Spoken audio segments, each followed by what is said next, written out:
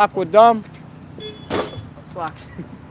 Alright. Birthday Howard. Birthday outside. Birthday Howard. Birthday outside.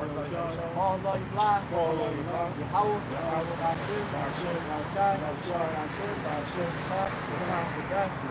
Alright. Of course, all praise, honor, and glory to the Heavenly Father, which the Heavenly Father's name is Yahweh.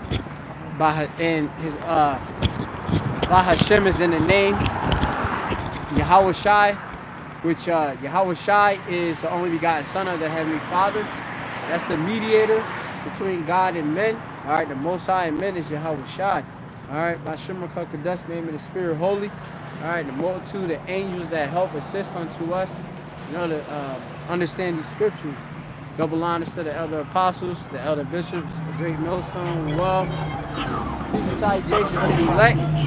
All right, we the Great Millstone Plaintables camp, located here in City, Philadelphia, prophesying within the downfall of America, which is Babylon the Great, mystery Babylon, virgin daughter of Babylon.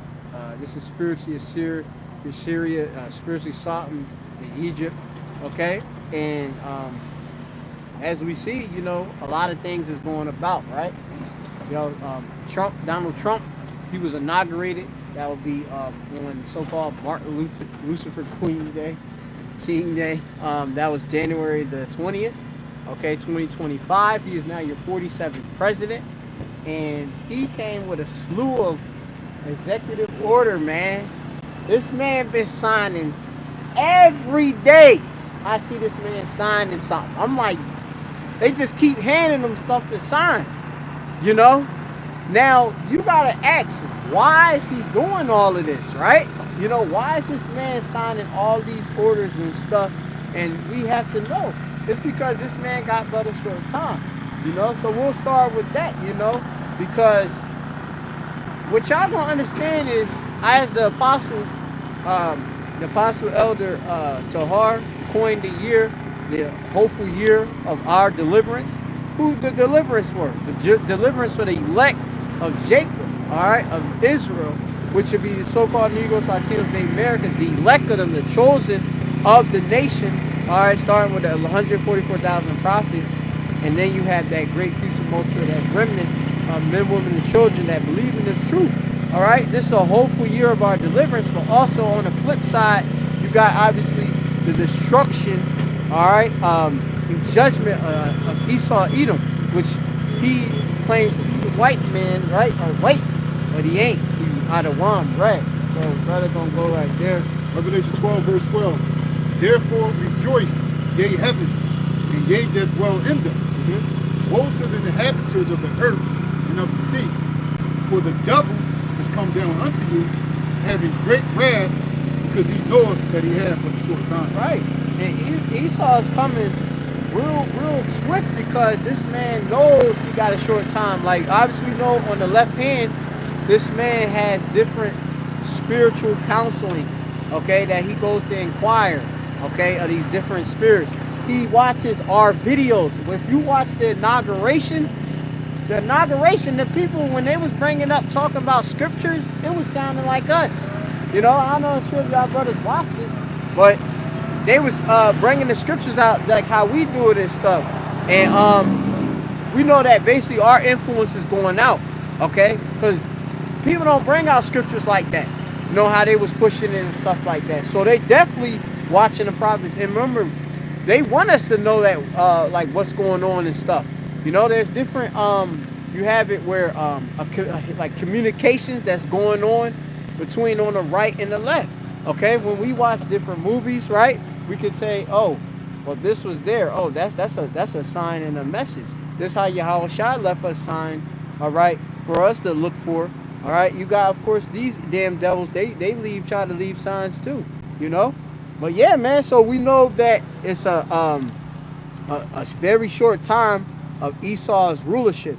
Now we are in the last leg of the Roman Empire. Okay, right? You know, you go to what's that? Daniel's. Yeah, you can go to Daniel real quick. And we know we're at the end. You know, everything has been pertaining to this kingdom coming back in this revival. through the Treaty of Rome, okay, the Renaissance period, okay, the Edomites coming back, you know, and them building up, using, of course, the Israelites and putting them in captivity and building this up. Hey, those things have been fulfilled. All right. Daniel 7, verse 7. After this I saw in the night visions, and behold, a fourth beast. Right. This fourth beast is going into the Roman Empire and such, right? Which when you go into the word beast, you can look up that. The brother got going to Blue Letter to look it up. You know, what you're gonna see, like you think of a beast. A beast is very, very, very like savage, uncivilized and stuff. You know, tough, mighty. Okay. We don't get in the actual definition, but that's how Esau actually rules, okay? Especially, obviously, in this empire, okay? And what you're going to see, like I say, in this characteristic, when Esau's coming down, like with these different draconian measures, people going to be like, yeah, man, this dude's a savage, okay? Yeah, it's H24:23, Kaya Law. It says a beast or an animal. Mm-hmm. And then you go to the... That's it, beast or animal. Yeah, beast or animal, okay? And then, like Lord we'll go and get it also when we go into, I think, Revelation the 13th chapter, okay? Let's talk about that revival. But you can keep going and going, yeah. It says, Daniel 7, verse 7, after this I saw in the night visions, and behold, a fourth beast, dreadful and terrible, and strong exceedingly. Right, and this is that Roman Empire we're dealing with right there. Okay, you know, very strong, and you know when you go into the Roman world, man, like I said, they was going and conquering, okay, the known world at that time, and making what with different various vassals and stuff. I gotta break it up. Yeah, I'm gonna break it up. Yeah, they making various vassals and such. You know, like how you have different states and stuff, and they play different tributes. You know, that's what, of course, the Romans were doing. You know, to other different, as they would call them, barbarians and such, you know. But go ahead. And it had great iron teeth, and it devoured the break in pieces and stamped the residue with the feet of it. Yeah, man, and you had it with the Roman army and stuff, and how the iron was a very, very, very important component in them actually going and conquering. You know, other nations didn't have them iron weapons and such too, you know, and that was a way how they were able to subdue other different nations, all right, and make them vassals and tributaries and such, you know. And you have it, you know, with New Rome and stuff, spearheaded by America, you know, the Beastmen, NATO, and the EU. You know, you have it with the various other countries, the little smaller hills and stuff. A lot of them, like I say, a lot of them, they bow down to the system mainly because they're afraid, you know, because this rule is different. You even have it with this, how this is set up. Like the government system is totally different than past government systems with kings, all right? It said that this fourth beast was diverse, right? More diverse and such, man. And you see how we got, like you can see with the political setup with the various leaders, the Senate, the houses, both of the houses of the House of, you got the House of Representatives in America with the House of Representatives, the lower house, you got the Senate, the Congress and such, all right, the upper house and such. House of Lords would be the upper house in the British Parliament, and then you have the House of Commons in the lower part of Parliament, right? But that's that same system that go back to Rome, okay? Having the Senate, with Senate go back to old men, all right? And you know, you read this in Maccabees how they had a Senate, all right? They gathered and they had a Senate. All right, but go ahead. It said, and it was diverse from all the beasts that were before it. Yeah, then the other different kingdoms and such. All right, go ahead. It says, and it had 10 horns. Mm-hmm. Yeah, they had 10 horns, which the 10 horns, yeah, goes, of course, to the vassal states, the 10 common markets and such. All right, and you have it going fast forward. Keep going. It says, verse 8, and I considered the horn, and behold, there came up among them another little one. Yeah, so then you have another little horn, which this little horn deals with America, okay? Coming up out of that, all right? You go into it, you know, keep going. I think 5 is falling, you know, start going into the breakdown. We ain't gonna go too deep into the breakdown right now, but Daniel's going to the inception of America, right? With the 3 that was falling. Yeah, good. It said before whom there were 3 of the first horns plucked up by the roots. Right, and you had, of course, with the French, the British and the Spanish, you know, the Revolutionary Wars, how this place was established and such, okay? And it got, of course, to where it is by what? Conquering, okay? And acquiring land and stuff, you know?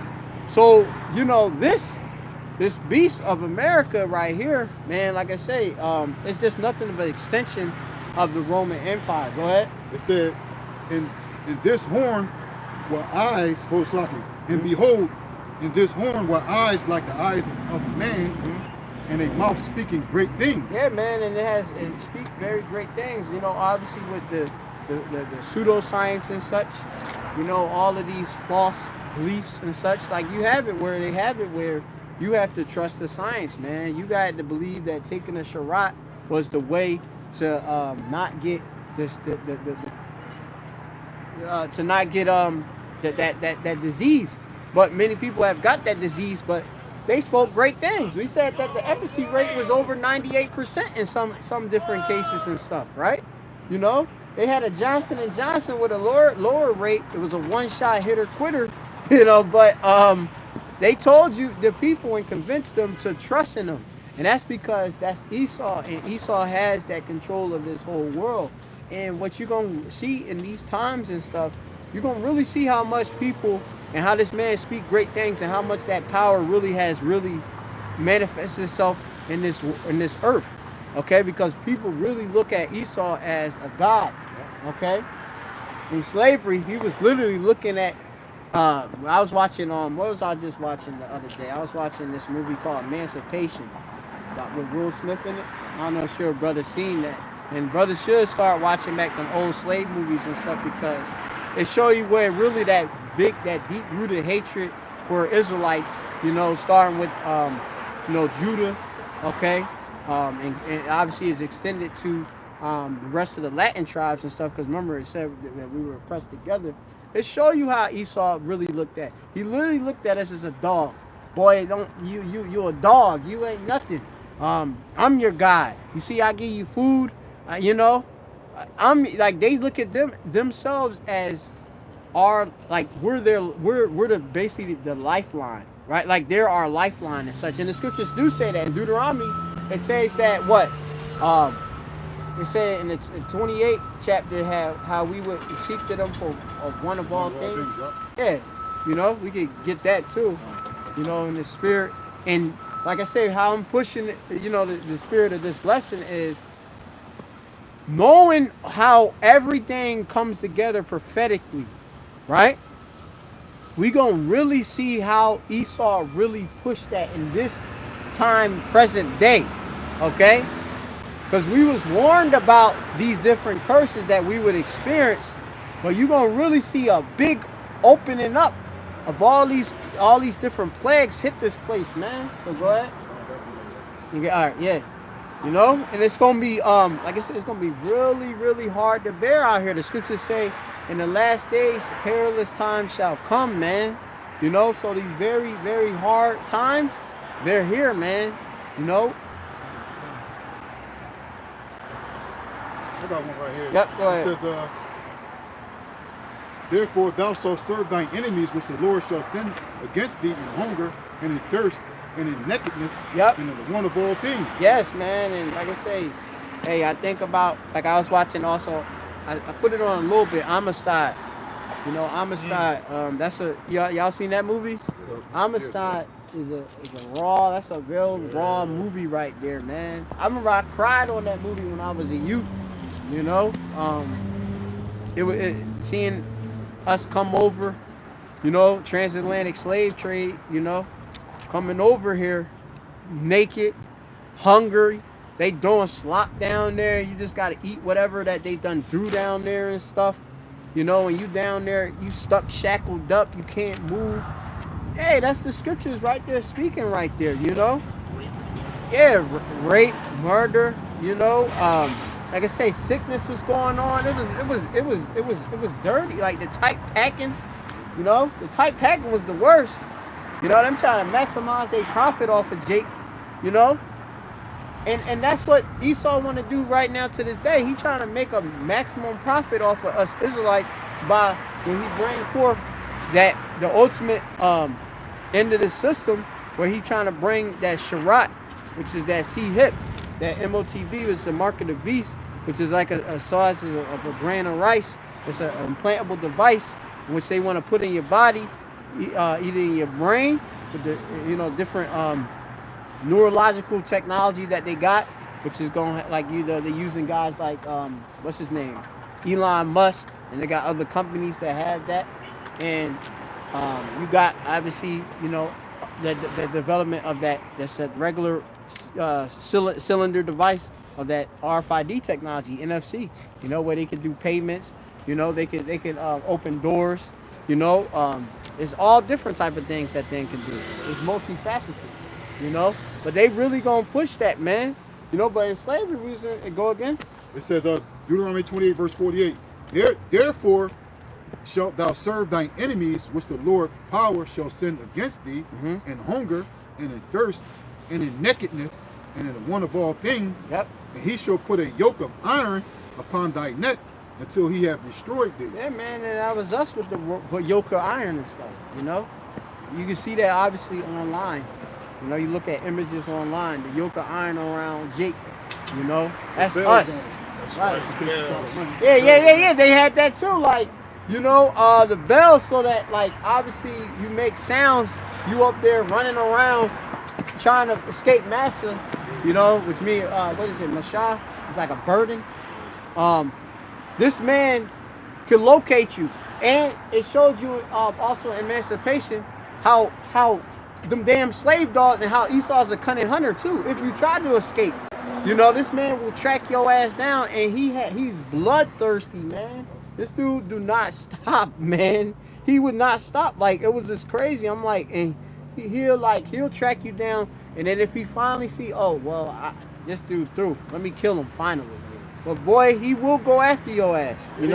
They got techniques where they take a piece of your clothing and store it, and if you run, they'll let the dog smell that scent, and then that's how the dog will find you from your scent.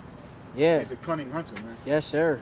Yes, sir, man. The slavery always existed. The word slave just means servant. Yep. But they went beyond. We went beyond servants because it was pure torture what they did to us. Yeah. Yeah, man. It's some real Torture. hard stuff, man. Putting Jake, catch Jake, whoop him, lash him. Well, He got all, like I said, all type of marks on his back, all over his body. Mutilate, cut off genitals. Body parts, fingers, all type of stuff, man. Privy part, all type of things and stuff. It was bad. Get the book of Proverbs 29 and verse 10. Proverbs 29 verse 10. Yep. It says, the bloodthirsty hate the upright, but the just seek his soul. Right, so it said the bloodthirsty hate the upright, and Esau is bloodthirsty, man. You can see that man has that want for blood. Like, I seen how Esau choked that Jake on that subway. He put him in that rear naked choke and held them for over at least over 5 minutes and got let off from the thing. That's bloodthirst. That's hatred right there. To be able to hold a choke that long and stuff like that, knowing and how it don't take that long to put somebody out. A couple seconds, dude, is through. But that goes to show you the deep hatred. Like, get down, boy, and I'm gonna make sure you out, you dead. That's how Esau is and stuff. And Esau do that in a mental oppression to this day right now, because right now, like how we gotta work these jobs that we don't really want to work, but we can't just stop working for them, because if not, we're not gonna make it, right? We can't feed, we can't eat, you know. We can't have shelter nowhere and stuff like that, because the scripture talk about how we were made subject to favorites, right? And you can get that too. Yeah, go ahead. It says Genesis 27 verse 41. It says Esau hated Jacob because of the blessing wherewith his father blessed him. Right. So again, this is some reason. Shalom. Shalom. Y'all shalom. This is some of the reasons why Esau, he hate us, because of the blessing, right? So this is really the core root of why Esau hate us, the blessing. Okay. So he know exactly who he is and the blessing that we got. Look up the word blessing. All right, real quick. You know, because a lot of Jake, they don't understand why the enemy, or why do Esau, which is the so-called wheat man, why he hate Jake. I say wheat, like Scott. Yeah, you know. Which is funny, because when you go deeper than that, right? When you go in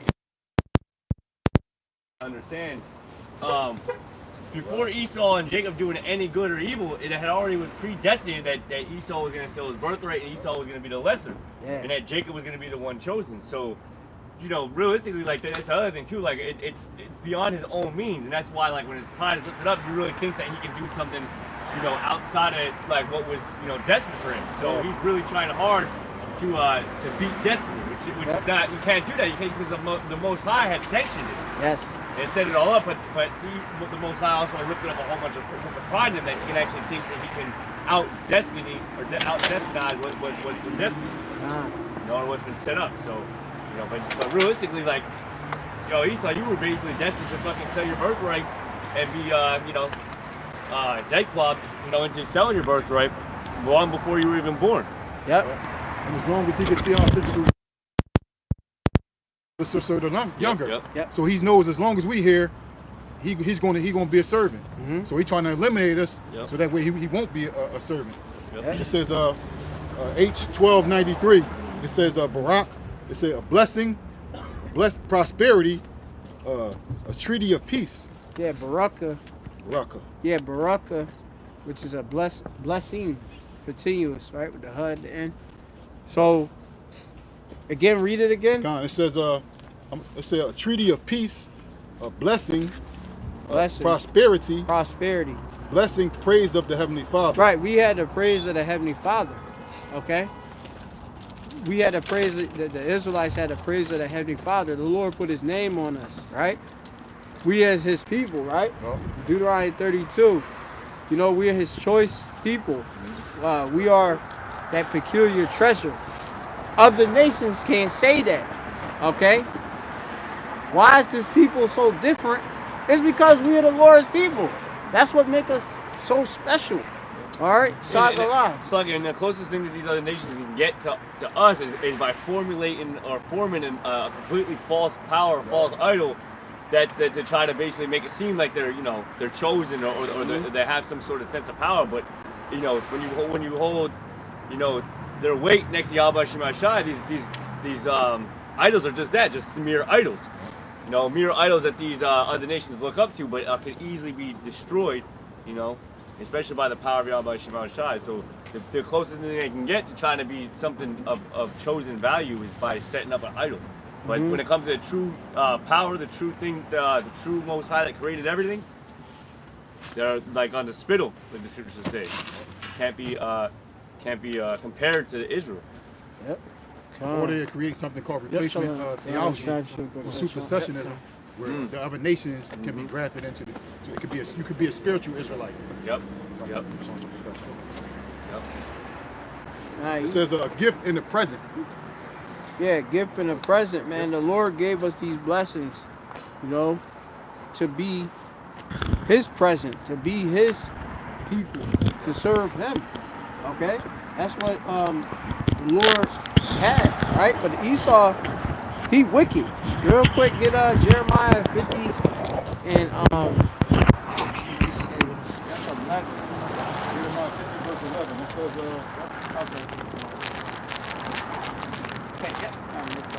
Jeremiah 50 verse 11. It says, because they were glad. Actually, go to the above. Well, yeah, I mean, it's gonna go into the mission, the instruction, but yeah, you start at verse 10. Jeremiah 50 verse 10. Yep. And Chaldea shall be a spoil, and all that spoil her shall be satisfied, saith the Lord Yahweh. Con. Verse 11, because ye were glad, because ye rejoiced, O ye destroyers of mine heritage. Yep. Because ye are grown fat as the heifer at grass, and bellow as bulls. Yeah, con, man. In this place, America. No, it's not YouTube. Yeah. Yeah, so in this place, America, like I said, you got the elites and such, you know, that rule here, okay? They're going to be, of course, destroyed. The Lord going to get them, and they're going to go into slavery, okay? They're going into slavery first, okay? Because the elite, they're going to, as we know, they got different bunkers and all of that and stuff, and they're going to escape the nuclear destruction, but the Lord is still going to, of course, give them that recompense that they got to pay for doing what? As it said, y'all destroyers of my heritage. Who is, of course, the heritage of the Lord is the Israelites, right? The heritage of the Lord is the Israelites, right? You go into that word for heritage, you got the Kala, which is a possession, our share, our portion, right? You got precepts that say the Lord is my portion, right? Let me get that real quick. You could get it. I'm gonna tell you which one it is first. This is Psalms chapter A lot of mine 16 and 5. Psalm 16 verse 5. It says, the Lord, the Lord Yahweh is the portion of mine inheritance. Yes. And of my cup, thou manifest thy lot. Maintainers. Thou maintainest my lot. Yeah, that's right. So, you know, King David said that, you know. Hey, the Lord is my portion and of my inheritance, man, and of my cup, and thou maintainest my lot, man. And it's thankfully to the Lord that we're not consumed, because look how Esau treated Jacob. You know? Like I said, Jake got to work out here in this cold, man. All week I was outside, man. You know, I had a truck. The truck heat went out. It ain't like Esau. I hit up Esau like, yo, the heat went out. Like, and remember, it's like 9 degrees, you know, outside and stuff. Esau didn't hit me up till like 2 hours later, and it's like there wasn't really no solution. I had to pray to the Lord. Thankfully, when I ended up driving, the heat came back in the truck, and the truck still ain't fixed to this day, still right now. But Esau, he don't care. Yep. Thankfully, do the Lord having mercy upon us that we able to be maintaining, man, to be supported, right?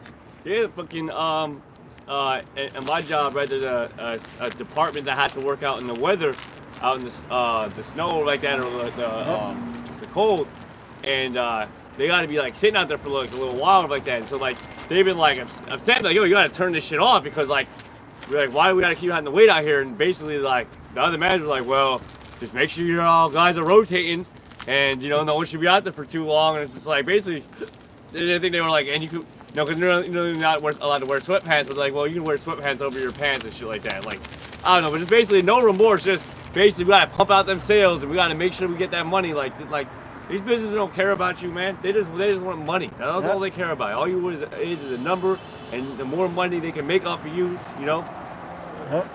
Yeah, that's it. That's what it is. Cause remember, they all got quotas. In America, like I said, this that golden city, man. They gotta keep this wheels churning. Like when when you look at America from different perspectives too, like especially the brother can probably look into it from a logistics point. They making bread. I seen a train go by with all those shipping containers, and it seemed like it took 10 minutes for every single container. This container got definitely millions of dollars, hundreds of thousands of dollars of merchandise coming in these different different containers and stuff. These containers are coming from all these different countries that Esau is importing over here to America to make this money, okay? And he can't stop. Like I said, the money gotta keep flowing, whether it snows, whether it rains, whether it's hail, whether it's hot, wildfires. they still gotta make money. Go ahead. It says, Revelation 18, verse 3, for all the nations have drunk of the wine of the wrath of her fornication, and the kings of the earth have committed fornication with her. Right, so all the other nations, they have embodied this this philosophy, right?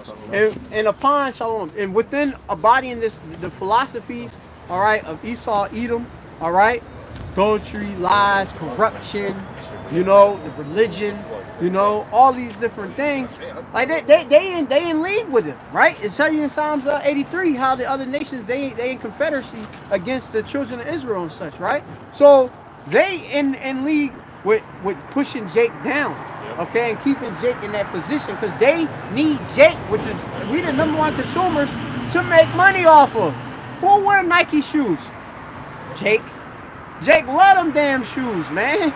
Who wearing all these Puma, all these brands, you know, Gucci, Fendi, Prada, all that different. It's Jake that want to wear that stuff, man. And Jake want to wear it because they obviously Jake like the peacock and look good. But Esau know he want to make money. Yeah, you know? and it's Elias just by design, bro. Like, didn't 50 Cent say that? Yeah. 50 Cent said, like, listen, like, all that shit was prop money and stuff like that. Now, a lot of it was probably him trying to run some games so we didn't have to owe so damn much. Yeah. You know what I mean? Obviously, you got good lawyers telling you what to say, but this dude literally said, like, yo, when you see me with the flashy cars and all that, like, that money, that's all prop money. Ain't that shit real? Yeah. He said, none of that stuff's real. Like, you rent that stuff out and then, like, you sell that image to your consumers. Yeah. And your consumers buy that and they go in this perpetual fucking debt trying to keep up with what they call keeping up with the Joneses. Yeah. That's why there's that movie, and we bring, you know, the other brother Dabaq bring out a lot, the movie called Keeping Up with the Joneses, where there was like these Edomite family that was specifically set up in these rich Edomite neighborhoods to basically fucking sell like shit to them. You know, the dad was made to sell like certain really nice cars. You know, he was supposed to go to the into the communities and kind of go golfing, and he had the latest clubs, the latest gear, and then, you know, like basically this bitch that basically sent then you had the kids that were supposed to be high school. They're selling, you know, the advertising like the most you know, high-end stuff at that time or whatever. You had the mom doing whatever, and then this lady who set them up was like, say, okay, here's how you're trending with the sales, you know, for the dad, like you're 12% up and these amount of sales, like you're doing good, type shit. So like that is how Esau tries to push his consumerism in that shit, you know, like especially using Jake, right? Because like the brother said, Jake's into that, you know, flashy stuff. Yeah. So, you know, you just get a couple people, you see, oh, that's high status, wearing $10,000 around your neck. That's why when Jake gets a little bit of money, you know, he just quickly goes broke. Yeah. He doesn't think about the long-term effects of wealth. Mm-hmm. That's why Esau, like, realistically, he can breadcrumb a couple of Jakes because he knows that Jake fucking gonna spend it stupid. Yep. All right. Unrighteous, undisciplined. And we know that like money's a defense, right? Mm-hmm. And you know, wisdom is a defense. But you know, if too many Jake has too much money and too much wisdom, it could almost overturn, you know, Esau's rule, Esau's power. You know, at least really, you know. But realistically, that's not the Most High's design, and Esau won't allow that. So Esau will allow certain of Jake to get up in there, but you know, he's gonna make you promote, you know, certain things. So basically, go broke. Yeah. If you've seen the show with The Rock, where he was basically that financial advisor for the NFL stars and stuff like that. Ballers, I think it was called, right? And basically that was kind of what that was about. Where like, you know, you have Jake that signed a $1 million contract in the NFL, and then right after their damn career, they're fucking broke. Yeah. They have nothing to show for it because they're handing out money to every little body, buying unnecessary expensive stuff. Yep. Yeah, it's like living in the moment. So. And as soon as you get wind to the scam that they playing on you and try to own your own masters or own your own brand, they fucking kill you. Yeah, that's right. I'll put your ass in jail. Yep. Like R. Kelly and stuff. Yep. Yeah, R. Kelly in there. He's singing in jail through and shit. Yep. You know what I mean? But that's all what it's all about. Esau and the other nations profiting off of Jake. You know, eating the crumbs. Like we got just the crumbs that we eat. Go ahead. It says, and the merchants of the earth are wax rich. Yeah, they wax rich, man. They increase rich. They got so much wealth and stuff off of America. What? Because this Revelation 18. And it's all about how they have made so much money and profit off of America, okay? Go ahead. It says, it's like, and the merchants of the earth are waxed rich through the abundance of our delicacies. Yeah, it has abundance. Like in America, you can get anything. Right now, I just got a damn banana oil for $35 down the street coming from Honduras. Honduras, what's that tribe? Is Zebulun down there? Zebulun, I think? Yeah, Honduras and stuff. Banana oil for $35. But remember, how much money did the people that was making that banana oil got paid? Not even probably cheap. Definitely probably less than $500 or something like that. You know, for cheap. And then they get exploited. The profit is given, of course, here in America, right? Or really, to be honest, most of the big major companies, they get, of course, these good cosmetic products, ingredients, and then put them in, obviously, the products and sell them for zillions of dollars and stuff. And even into it, too, you got a lot of lies that's within it. A lot of products you be getting to these days that these heathen be selling, it's not even real. It's synthetic. Polyester, synthetic. Yeah. Right? Yeah. What? Cheap products, Yeah, cheap to put together and stuff. Yep. Like I said, especially electronics, bro. You get yourself, like, and that's why you got, like, you know, these different brands. It's like you get what you can get for better quality, it's fucking cheap. It's gonna break down within a month, a couple months, or a year or so, or like right when the fucking warranty is up. Then you gotta buy a whole new one because, you know, it's cheaply made or whatever. Yeah, it's not built to last and stuff. Yep. It's built so that you can have it and then buy it again. Yep. Or, and they do this a lot, right? They have the technology, okay, to put it right then and there, but what they rather do is they rather breadcrumb you along with this technology. So, you know, they do it with the damn iPhones, man. And then some of y'all fucking buy a brand new iPhone every single year. Like, and it's like, actually, phones actually don't even come out every year. They come out, I think, what, every 8 months, is it, right? I think a new phone comes out, which is actually less than a year, but like, you know, realistically, you should be able to, you know, go a couple years before needing a new phone, because they only add these small little updates here and there. Yeah. But they do that with technology, where it's like they could make a really, really good phone that can last a couple of years because of the technology, rather than just put this new feature in or this new feature in, and just some features is just fucking worthless. That they could have just put it all in the last model, but they said, well, no, we want to make that the new feature this year. Yeah. And it make things obsolete. Yeah, and they'll create a virus in your phone to make your phone malfunction, so that way you can upgrade it and get the news in. Yeah, and that's not a conspiracy, all right? Apple was caught doing that shit, all right, and had to pay a fucking lawsuit. So don't sit up here and talk, oh, you're a conspiracy. No, they were literally caught slowing down people's batteries, and then they said, oh, well, you know, it was because, you know, we wanted you all to get longer lasting on the phone because we knew the batteries were old. Some bullshit they fucking said. Yeah. But it was really just, you're like, oh, why my phone fucking slowing down? I think it was the Apple iPhone 6 back in when that shit was happening. You can look it up. They admitted to it, and I think there was a lawsuit and everything. Get Daniel 12. A quick Google search. Yeah, it's quick Google search. Get obsolete, definitely. It says the United States is the world's largest importer of goods. Yep. The U.S. imports a variety of goods from many countries, including food, cars, and other products. Yeah, man. Yeah, food, cars, everything, man. Everything you could get here, man. Like that. And look, I mean, it sucks to even say this. That's one of the reasons that, like, I be thinking, like, I'll be like, man, I wish I was not, like, I'll be like, I'll move to another country if I wasn't in the truth, right?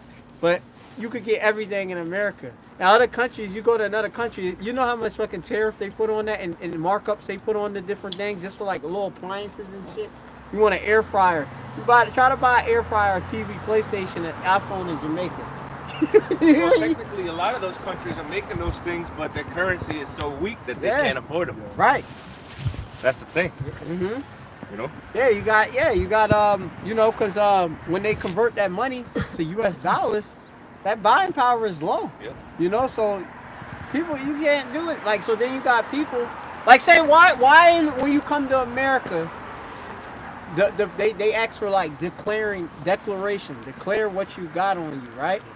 you know, and then they'll determine if they're gonna pay like a certain custom fee or a tariff on it. Right. That's how Esau get rich, fees, man.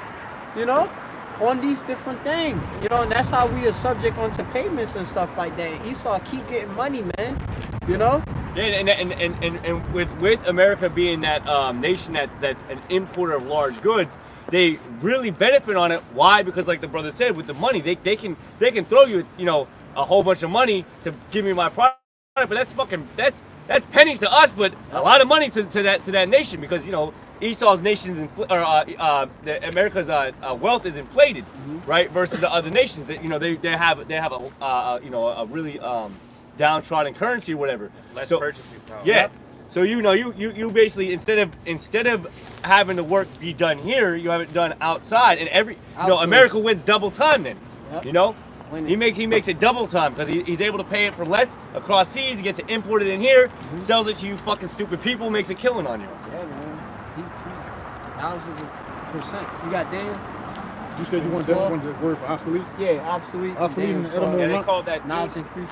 The brother, what he was describing, like if you go overseas, right, and you bring anything from out of that country back into the country, you have to pay what's called a duty. Yep, duty, yeah.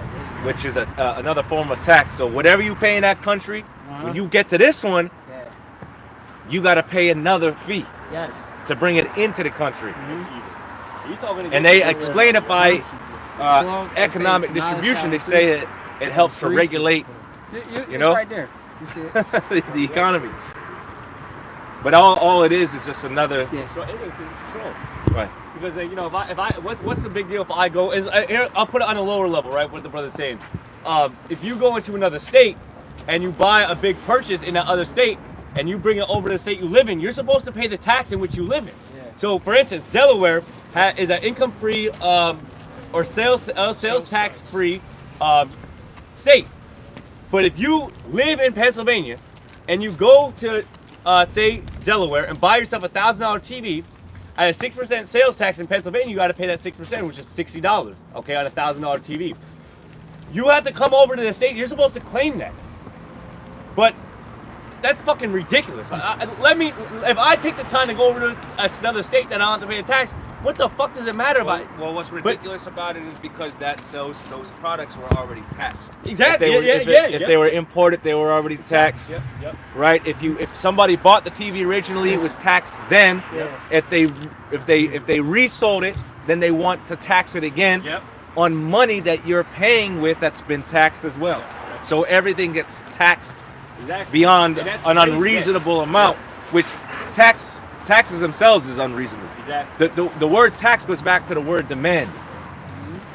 Give me my stuff. Yeah, basically, F you pay me. Give me. You know, yeah. Yeah, as it exchanged multiple hands, you got to continue to pay that tax. So as you purchase that thing in Delaware, bring it over. Now, no one's really doing that. No.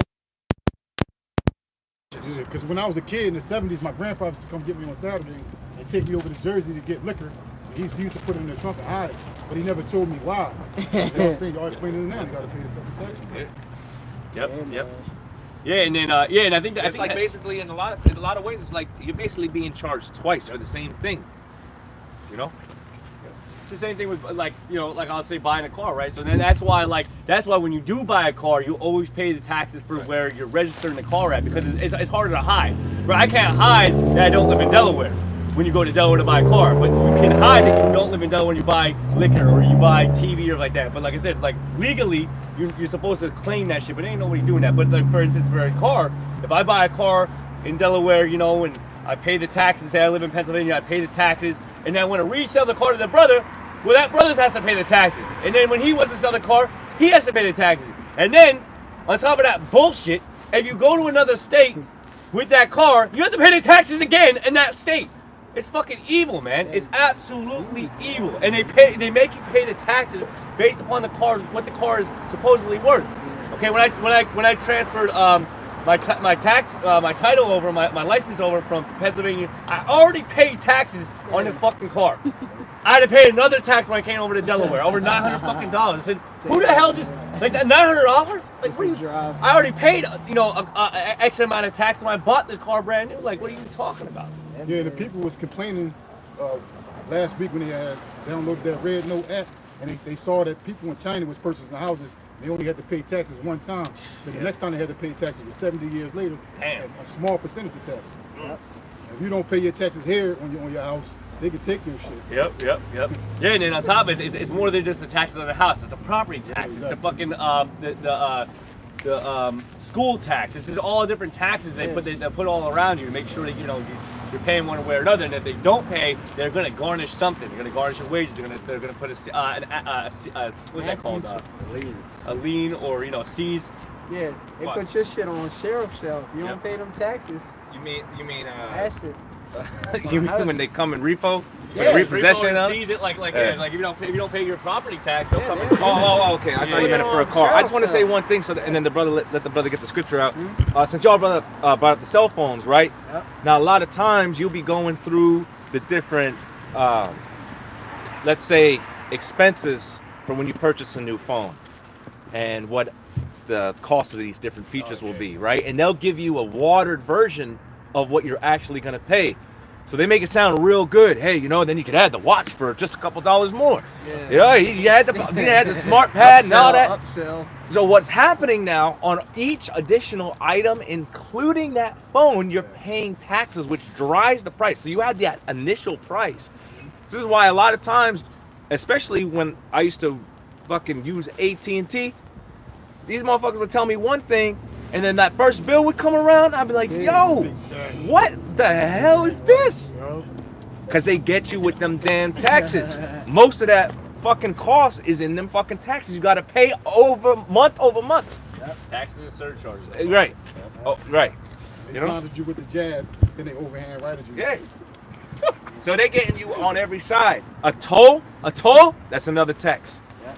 All right. It's like when you get hired. And they only keep going up every year. Yep. You come across the bridge now. Last year we're paying $5. This year paying This year you're paying $6.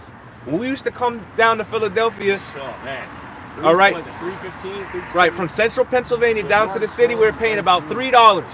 That same trip now, 2.5 hours, is going to cost you upwards to $10, $14. Easy. So anyway, just to give you a broader perspective, all right, the value of this currency is also being devalued. The oppression is only growing much greater. It's not just that the dollar bill is losing its value, which it is. All right, they're putting the squeeze on you with all these additional fees, right? Contracts, taxes, right? It says surely oppression maketh the wise man mad. We getting hit on every side. You basically keeping your head afloat. And making more money is not necessarily the answer, because the more money you make, the more money they take. There it is, yeah. I was gonna say that, right? But before you even get, and there's a threshold. Slacky, brother. There's a threshold where, Jake know not to work. If you do overtime, you don't work over. What is it? Is it 80 or is it 60? If you work over 80, all that extra time you did, you're gonna see a drop. If you work about like 50, 60, you'll see way more of that money. And you're also not killing yourself as much. Right. That's why we got to get out of here. You're never going to get off that wheel, man. Right. The money system that they use is a form of control. That's why who uses it, you're known as what? A debt slave. That's what this is. This system is designed to put you in massive amounts of debt. It's another form of fucking control. All right, and slavery. That's why it says the borrower is servant to the lender. All right, so let's get these precepts out. Daniel chapter 12, verse 4. Shut up the words and seal the book, even to the time of the end. Many shall run to and fro, and knowledge shall be increased. Right, yeah, you got a time when obviously the understanding was out, but now, of course, now we at the end. The Lord now opened up. The Lord now opened up the understanding through the apostles and elders coming back, and the reincarnation. The prophets are back, They say in the end knowledge shall increase. As you see, with all this technology, things increase each year after year, better and better, right? I bought a a couple years ago. It seemed like not even 2 years ago. It seemed like I bought an M1 Mac Studio. They got M4 Mac Studio. The chip, it's like a chipset. Yeah. And I mean, we can look up even the differences in the amount of speed they can compute things. And it's like, I'm like, well, that was already fast. But look, this is even faster. But they're pushing that. And now it's increasing. Oh, now we got the AI. You gotta get the new operating system. This has the Apple AI, you know? And I'm like, what is this? But they make it where you have to continue to upgrade.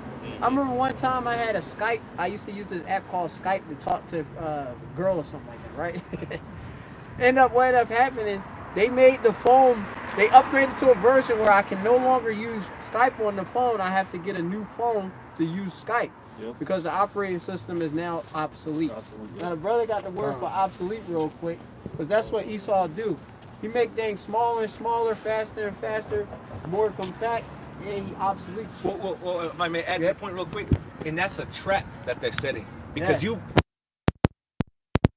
yeah. And once they make it obsolete, all right, or put it out of commission, you have no choice but to upgrade. Yeah. Like, if you think about how there was a time where a lot of us, we're pretty much all at the age where we grew up without cell phones. Yep. Then there was a certain point where we might have attained one, and now we're at a point within society you can't operate really without one at all. There's too much functionality on those smart devices that requires it to be a necessity at this point. So that's all I wanted to add. They want that phone. That's how it is in China. Everybody got a cell phone. Yeah. No credit cards, no fucking IDs. Right. Everything is from your cell phone. Remember, that was a time where people were much happier too. Yeah. Oh yeah. But even, I'm not looking every second. They ain't looking at no. This girl say, "I hate you" on an instant message. She had to say that to my face. Right. Yeah. You know How much money do you make? Are you making 6 figures? Yeah. Right. How tall are you? Yeah. You had. Remember America Online? You had to stick the dial-up in there just to get on the internet.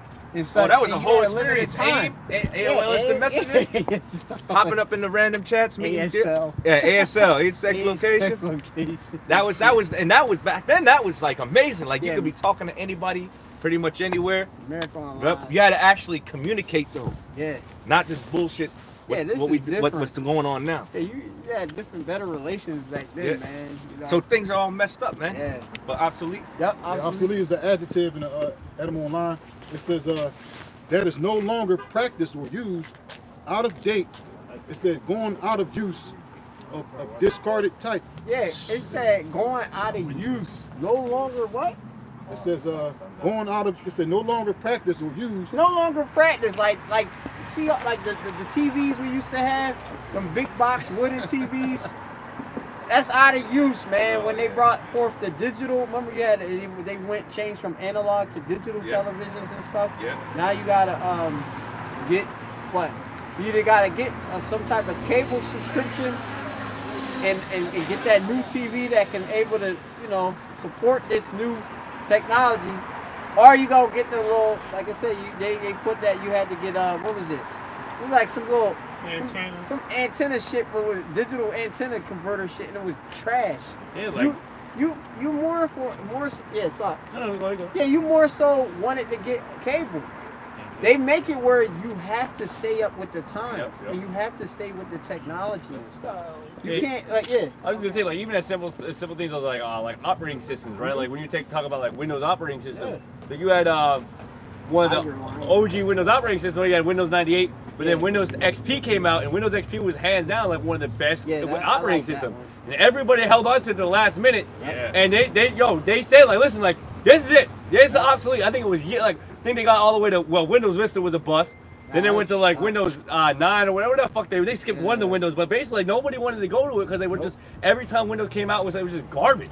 But then they started making it basically obsolete where you can't run the newer programs, you can't run newer, like nothing would function on Windows XP. And I think that one part of the year, I think finally said like, listen, like this is it. Like it's no longer. They basically said it's no longer stable, and you're basically quote unquote at risk. So we have to shut it down, and then we were forced to get whatever what operating system was. I think they were offering it for free at the time, but they basically made it obsolete. and said, you know, this is what you gotta get with. Right, and Esau actually have it where, all right, let's see if your system is compatible. You download it and then it's not compatible. Then you like upset. You run to the store and have to talk to them. They're gonna tell you you gotta get the new system. So it's also a sale. Yeah, man. It's a sales pitch. And like that, and that goes further and deeper into Esau's technology, and then basically Esau's motive, right? And I think this brother can even attest to it, right?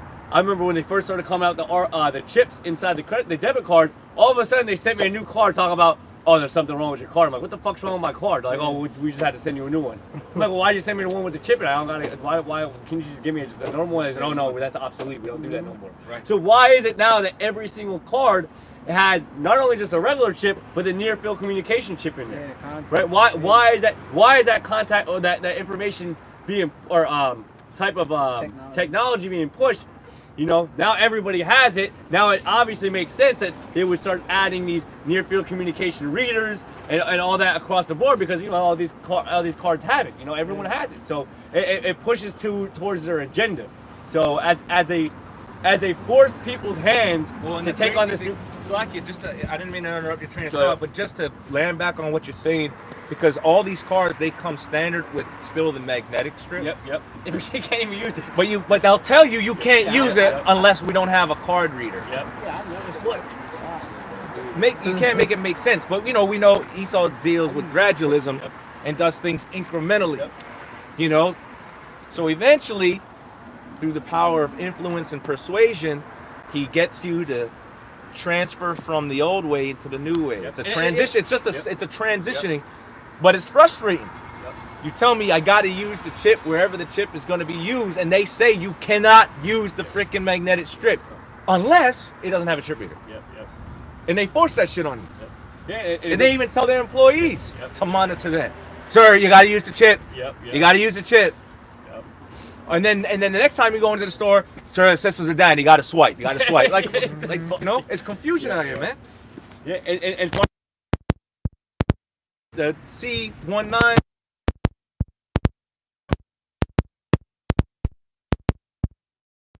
You go to the register. Unless you have exact change. Right? We're a coin shortage. We don't have certain bills. So debit cards, you're not using cash. Because that's resident. You know what? Go ahead, Slash. No, I was gonna say, by you being the last one out, you know, like remember when they came out with credit cards, right? And the Visa advertisements were basically like, you know, everyone's just swiping. The person comes to pay the change, everything stops. Then everyone's like all throwing a fit. But that's basically what happens. Like everyone through the slowly gradualism, it becomes a thing where like people are accepting it. Some people are kind of messing with it like that. Some people just take it because of ease and convenience. Where it's like now you're the odd one out and you're holding everyone else up. So it's like in a room full of people, you're the only one that doesn't have it. And they're looking at it like, man, why don't you get it already? Like, man, you're like, what are you doing? Like, why do you still not have this X, Y, and Z? Like everyone has it. Why are you still using that old shit? You know, like. And then it kind of forces your hand as well to try to move with the program. Right, a form of societal pressure. Peer pressure. For every update that comes with a phone, they usually limit the features. Yeah, man. And then they make the old phone that you had slower than how it was originally. So you can get the new one. Then a brother said in the chat about like the way where he said the grid went offline and stuff like that, and like how detrimental it would be and stuff like that. And like that's what you have, man. Like you don't realize as everyone becomes so dependent on this technology, and as everything now is forced, like everything that's created is created on any type of battery, and nothing's really created on any type of like generated motion of like gas or like you even have like a lot more electric cars. So it's like as things shift in that area, if the grid shuts down, like what do you do then? In a lot of factories, because we experienced the conversion before we left our old job, they used fuel cells, and the main power that the fuel cell operated on was hydrogen. But they were actually able to take a computer, hook it up to the battery, and troubleshoot the damn equipment. Yeah. Remember that? Yep. I remember. So that means that thing is integrated in a system, Yep. and that's what they want. Exactly. Everything integrated into a system in some way. Yep. so that they can control it. Remember, they want to be like the Most High. Yep. The only way that they can gain the functionality of being like a god is getting them integrated into a system that they have a hand in controlling. Yep. That's what they're centralizing everybody to get into that system or to be a part of that image. Yep. That's What they're aiming to do. And they're doing it through silent force, they're doing it through witchcraft, and then we know we're gonna come to a point where the devil's just gonna make it mandatory. When all else fails, he's just going to take away what people have known and come to use and have grown a sense of security in, take it away to introduce that new system that gives him full control, which we know is to see him. All roads, all paths, and everything, a part of an integrated system, leads to that device. These things are happening as a result of that biblical prophecy, of that spoken word. The game Watchdog shows you how everything that's integrated in a type of chip or any type of systematic thing could just be hackable. They could hack the lights, and that's not far fetched. That's not far fetched from reality. I don't think you realize how good these hackers can actually be. That's why there's an actual threat, or there's an idea of a possible threat of a possible hacking, because it's a very real thing. And with everything being on a certain grid that can be hacked, it does pose that threat. But the game Watchdog shows you that kind of type of. Well, why do you think Esau sets up cybersecurity? Yeah, exactly. It's not to protect the regular average people. Yeah. People's data are getting leaked every single day. Yeah. Every single day there's data breaches. Yeah. What the hell are they doing over there at that agency? They're regulating it. Yeah. They don't give a shit about anything else. Remember, they're the ones telling you what's going to help protect our identity, and they're the same ones responsible for the leaks in the first place because their technologies failed. And a lot of that's by design anyways. Yeah. They're faulty systems, sure, but they're not designed to fail. Yeah. But I think that's because they want to introduce the new way. Stuff, This is the new way, man. Yeah. That's the old way. We were vulnerable. Yep. Now with this technology, ain't nobody can get into this. This is Witches. It's a witch. Exactly. It's nothing but fucking. Yeah. So lucky, did y'all hear about when you couldn't remember they canceled TikTok? Yeah. Well, when the people deleted it, they couldn't re-upload it. If you can get TikTok, they'll give you $25,000 for your phone. Oh, yeah. Up to $25,000 if you can upload TikTok. That's a breach. Yeah. You find a breach. Yeah. Supposedly there are actual ways to re-download it. Supposedly. I never had it. If you get a VPN, change your location, go into your system settings, and change some settings around. You restart your phone. If you are in a different region, it's supposed to. But I'm not confirming that that's true. I'm just saying that people seem to have found a workaround. But here's the thing: people are acting like TikTok is just a China-based company that doesn't have any other investors. Do you know that the parent company Soundbite has global investors? As a matter of fact, one of them is even Walmart.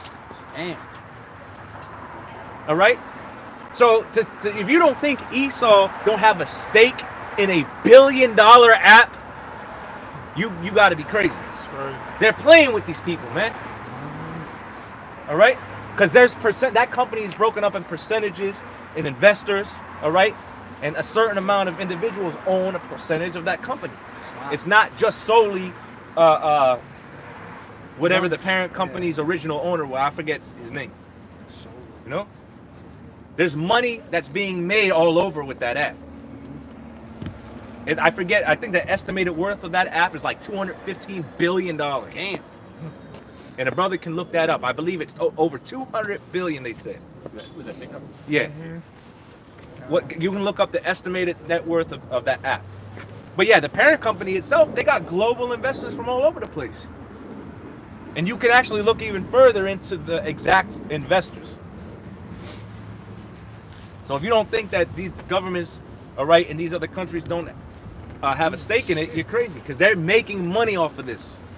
Even though they want to still regulate, they're still making money. It says Wedbush Securities and analyst Dan Ives estimates that it's worth well north of 100 billion to 161 for as much as 200 billion. Right. We can sell for 200 billion. Right. Con. Yep. Yeah, I got something. I got an even crazier range. Someone said 40 billion to 200 billion. Could be worth anywhere from 40 billion to 200 billion, says depending on various factors, including its algorithm. And the thing too, if I can just make this real quick point about the algorithm, like I don't think you understand, like when people are like, oh, I don't care about my data, you know that Esau's like he's really trying to push his AI technology. Where do you think all that information is coming from with AI and how it's able to like know about certain things about you or about the general populace? It's about all these things, all these terms and agreements that you signed up for about, hey, you know, when you access this app, it's gonna know exactly where you are, what you did, what you spent your money on, where you were at, what picture it took when you opened up the app. And you're like, oh, whatever, it's just this app. But then there's a data breach, it sucks in all that information, and AI is now able to, basically kind of put that information all in a melting pot and kind of figure out, like, basically make algorithms and make, connections to it all based upon the user itself. So, like, data is very, very important to Esau right now to push his new agenda of this AI technology, right? So, like, he's really trying hard. And, like, you got, like, these things that used to be science fiction, like, you have Eagle Eye, with some of the other movies that were basically, like, AI that's kind of, like, taking over and, like, they're able to, like, basically, you manipulate one person to do exactly what AI wants you to do. Like, although that might seem science fiction, it's very, very, Lost in space robot. Yeah, here you go. Yep. Or they can input all your purchasing habits inside the camera system. So when you walk into the store, they already know what you've been purchasing from the previous time you came there. So when you get to the register, the price gonna come up on the screen already. Yep. Large coffee, 3 sugars, extra cream, and one glazed donut. And you didn't realize it, but all this time you signing up for these apps that basically tell you they're gonna share your data. And you didn't really care, and you threw your whole name up in there, and you threw all your information in there. As it compiles all this data for AI, now it's going to be everything's going to just be super easy, man. Everything's going to be easy based upon the user because it already knows who you are. It's another form of weapon for Esau. It's a form of a weapon. Speaking of donut, Dunkin'. Yeah. Right up. Hungry? Wait. Yep. This is why you get all these recommendations and things, because it's a form of programming. They want to program you. Again, they want to be like the Most High. Part of being like the Most High is having the ability to control someone or program them to insert certain thoughts. That's the power of a God. That's persuasion. Yeah. That's literally the power of a God. To be able to influence somebody's mind like that. Yep. And that's what Esau's essentially doing through AI. Yeah, we were talking about consumerism before this, right? Now people are in that like wanting it now spirit. So when you Psalms 96. Psalm 64. I'm sorry. Esau's able to kind of work on that. What's that called? Damn, I just had the word in my mind. Basically, when you want something right away, like he's able to work on that just based upon instant like gratification. Impulse buying. There you go, impulse, right? He's able to work on your impulses because, like, as he compiled all your data and he knows that you want a certain thing, all of a sudden it pops up just perfectly. You know what I mean? Like stuff like that. It's like it plays on these people's impulses. So we were talking about how America's a very, very big consumerism. It talks about how people are all for consuming just product. It makes it easier to attract these people to this consumerism, by basically giving it to them, and it's like, oh, buy it right now, you'll get it same day. You'll literally get it within the 2 certain things you can order. Into what I said about instant gratification. Yeah, within 3 hours of purchasing it, man. Why not? Yeah. Right, and they already shorten these people's attention span. Yep. What's that? There's a terminology for it. Like when you're scrolling, since everything has been reduced to seconds. It's called, I forget, short-term content? Is that the technical term? Short-term content? Yeah. I think that's it. So which basically... AKA brain rot. Right. Yeah. So like when you're scrolling, and I'm guilty of this, how many times you fucking not even 2 seconds now. Yeah. No. Yeah, that's and then you want to watch long-term content, 10, 15 minutes, 5 minutes in, you're like, man, you gotta hit 2 times speed. You gotta hit 2 times speed to get through the shit. Or you got multiple screens set up. you on this monitor, that monitor, you got your TV, you watching the TV too, you got a tablet out, you got a laptop out, you got your other phone and shit. You constantly watching shit. You got music playing. Right, and you know, really that plays a lot of toll on the brain. It fucks with your psyche. You know, you wonder why these people are so irritable and fucking agitated and impatient. Just go into their habits and how it's influenced them. Then you add in the drugs that they're on, right? And the amount of stress that they got in their lives. These people the demons. Well, that's exactly what it is. You know, that's exactly what it is. His brother said it right, man. It's coined brain rot. There's a reason why they coined it brain rot. That all consuming all that bullshit. You know. These people ain't learning about the damn truth. Oh. You know, they learn about bullshit. The niggas is doing TikTok dances. That's it. Oh my lord, bro. You know, trying to go viral. Or promoting some bullshit product. Fucking pranks. Pranks. Yeah. That's all they on. It's all bad. It's folly. Foolishness. You know, they're not learning about what the damn gutter rats are doing to the planet. How they Edomites. Right. Yeah, and it's crazy because everyone and everything that's on the internet. Someone does it and then everyone just copies it, right? Like it's everyone copying it, man, and not even in like in a bad way, right? If you go on YouTube, you'll see one person doing content, and then you see a whole bunch of other people just doing that same content. Same stuff. It's just like rewashed stuff, and it's like it's just like rewashed stuff by someone else, right? People streaming games, and then it's the same fucking format. Everything's the same format. Yep. You go on these YouTube lives, it's the same format. You watch freaking tutorial videos, it's the same format, but just with different people all trying to get insert their way into that into that system. Whatever they're doing it for, whatever, but like, it's all Right, it's mainly to generate revenue. Yeah. But they're taking what someone's already doing or what someone kind of did, and they're putting their own spin on it, to kind of do their own thing on it. They won't follow these laws, statutes, and commandments, though. Right. That's why the scriptures say. That's why the scriptures say you got that term called viral. Or the scriptures say, "Follow not a multitude to do evil." See, that TikTok shit is all demonic. Yeah. You know. Now, for the brothers that actually use it to spread good information, we're not talking about that because it could be a tool used responsibly. But most people don't use it that way. You know, it's another form of distraction inserted in there to mess up your mind, you know, and make you not sound, you know, or healthy. That word sound goes back to being whole or healthy. But all right, Psalm 64. Yeah, Psalm 64, verse 1. To the chief musician, the Psalm of David. Hear my voice, O Yahweh. In my prayer, preserve my life from the fear of the enemy. Yeah, preserve our lives. This is a prayer, okay, from the chief musician. It said David, right? King David. So this is a prayer that we got to keep in mind and recite. Preserve our life, right, from the power of the enemy.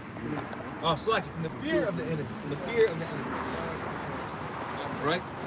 Because this man is coming with very harsh measures.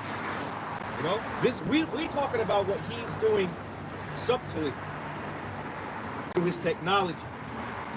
But there's going to come a time where he's going to openly, right, come with those draconian laws, those harsh measures. We're doing it now. Exactly.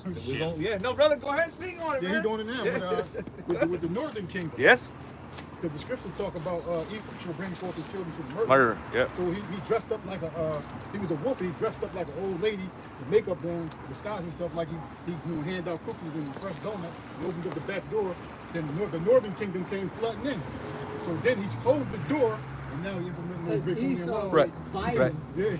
Now, right. Now, a recent report came out that already in Boston they had. Look, there you go right there. Damn, yeah. Oh my. Whoa, yeah. Hey, That's the spirit. Right Sounds there, about hot. There you go. Who's that, Runnicott? Right. Hey, make sure you have your credentials on you at all times now. Yeah, man. And even if you do, You don't want to end up like the guy born in East LA. yeah. Who get caught up in a raid. Oh, you. Yeah, that wasn't Cheech and Chong. Well, I forget what his name is. His last name. Yeah. But anyway. Even if you do. Yeah, they still might, because I'm getting to a point. So they've made all these raids in these major cities. Yep.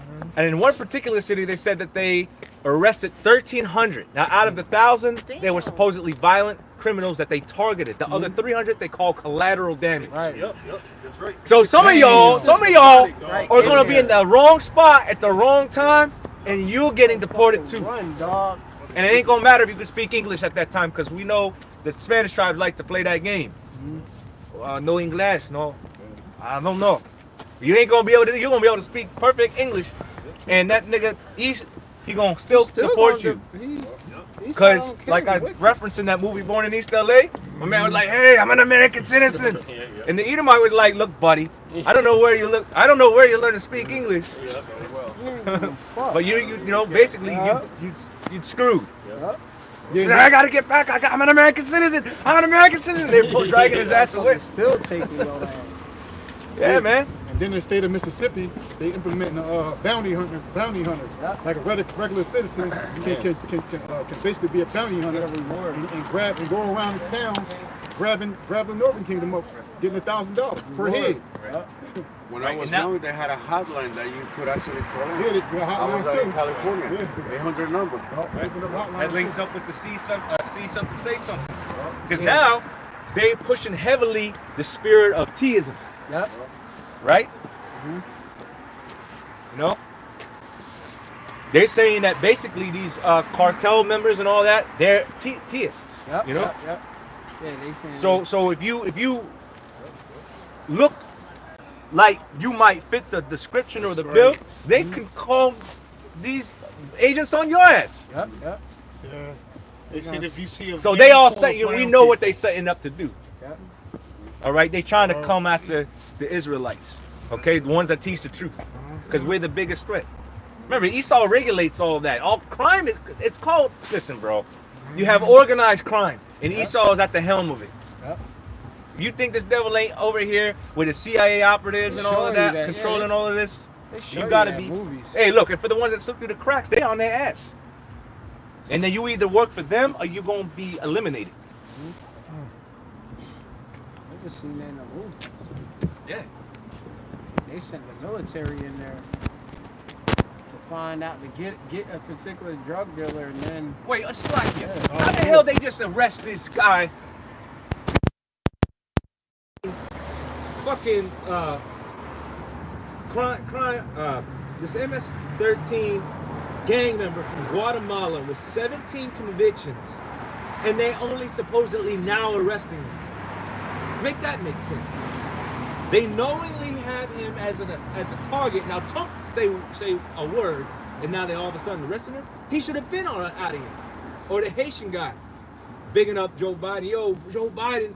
Yo, F Trump, Joe Biden forever, man. Yo, Obama, I appreciate everything you've done for me. What that nigga was going crazy. The Haitian gang member, you see? I ain't going back.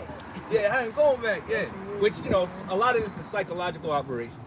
We know, but it's just to make the point. They had all this information, this whole merchandise, as long as it was under a certain threshold, and they weren't doing shit.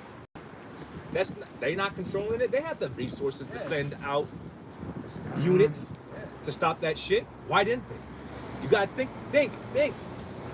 Use your damn head. Y'all think it's just your local politicians because you voted blue and everything. This shit starts from the top.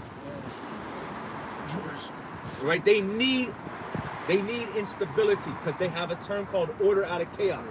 That's why we're reading Psalm 64, because basically everything we spoke in the spirit encapsulates that book. This prophecy. This is why we need to be protected from the fear of the enemy, because he's coming at all types of different angles. And you Israelites are the intended target.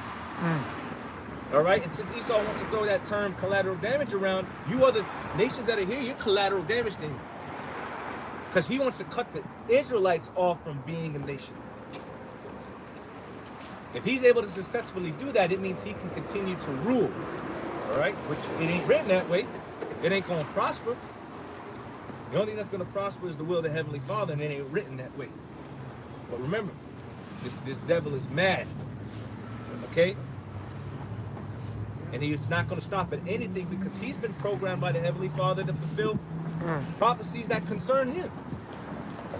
So, everybody's fulfilling the will of Yahweh Shemel. So go ahead, I'll go quick and come back to Psalm 64 or whatever other brothers. All right, this is And whatever y'all read, just break it down as you go along, Baba Kushar. Go into it. This is Lamentations 4:17. It says, "As for us, our eyes yet fell for our vain help, and are watching, we have watched for a nation that could not save us. Damn. They hunt our steps that we cannot go in our streets. Our end is near, our days are fulfilled, for our end is come. And that's what's happening to our people now. I mean, Esau is never coming. You got the American Negroes calling themselves FBAs and calling like other ethnicities of our people like tethers, like they Haitians or so-called Jamaicans become tethers, not realizing that's going to happen to you in the future. They're going to grab you up and take you from your homes. They're going to ransack you and spoil you, man. They're going to destroy you. And this is just a drill that we're going through. And it says our persecutors are swifter than the eagles of the heaven. And you've seen it on the videos when they doing a demonstration of them capturing so-called illegal immigrants. Right. Yeah, they're swift and fierce like an eagle. Exactly. You ever see an eagle go after its prey? Exactly. You know? Yeah, it's super fast. You don't even hear that much. Right. Yeah, exactly. You don't know see it coming. Exactly. You ever see these Choke agents? Right? Exactly. Yo, you ever watch these different documentaries or whatever? You show these catches these people off guard. Right. They just kick that damn door and bam, you all on the ground. Quick. Motherfuckers like, damn. Yeah. Right. Exactly. Shit, they be moving so fast, they be making fucking mistakes. That's how damn fast these motherfuckers be moving sometimes. Then they find out they were at the wrong damn house. This man's a damn devil like that.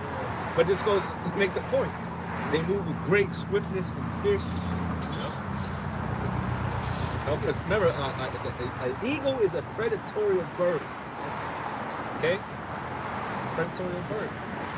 And it's got a nature of having a high stature about itself. You know? Exactly. Yeah, what the hell can Jake do? When, especially when they don't even know when they're coming. Yeah. You know what I'm saying? Jake will have no power to go when they come. Right. Well, that's another trait of like these predatory birds.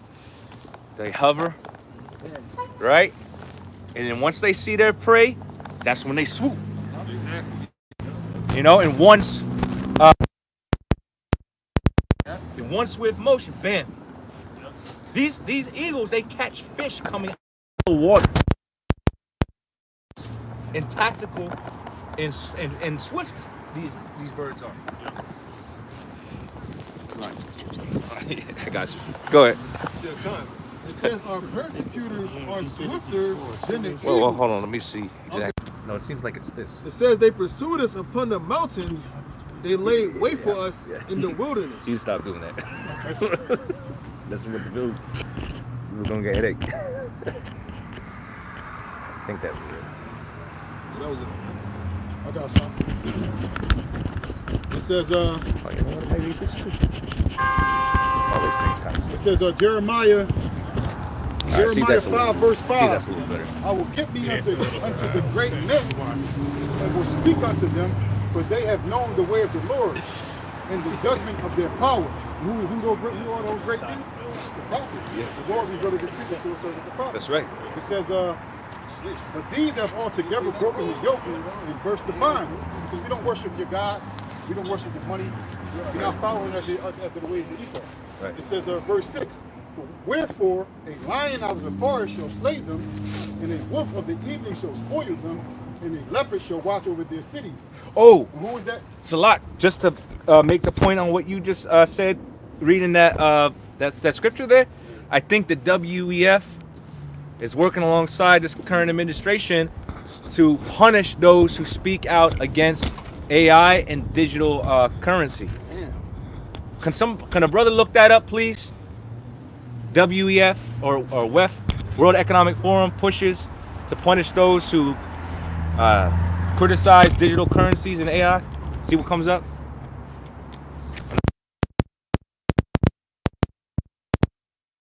Can you bring that back while they look? It says verse 6, wherefore a lion out of the forest shall slay them, and a wolf of the evening shall spoil them, and a leopard shall watch over their cities.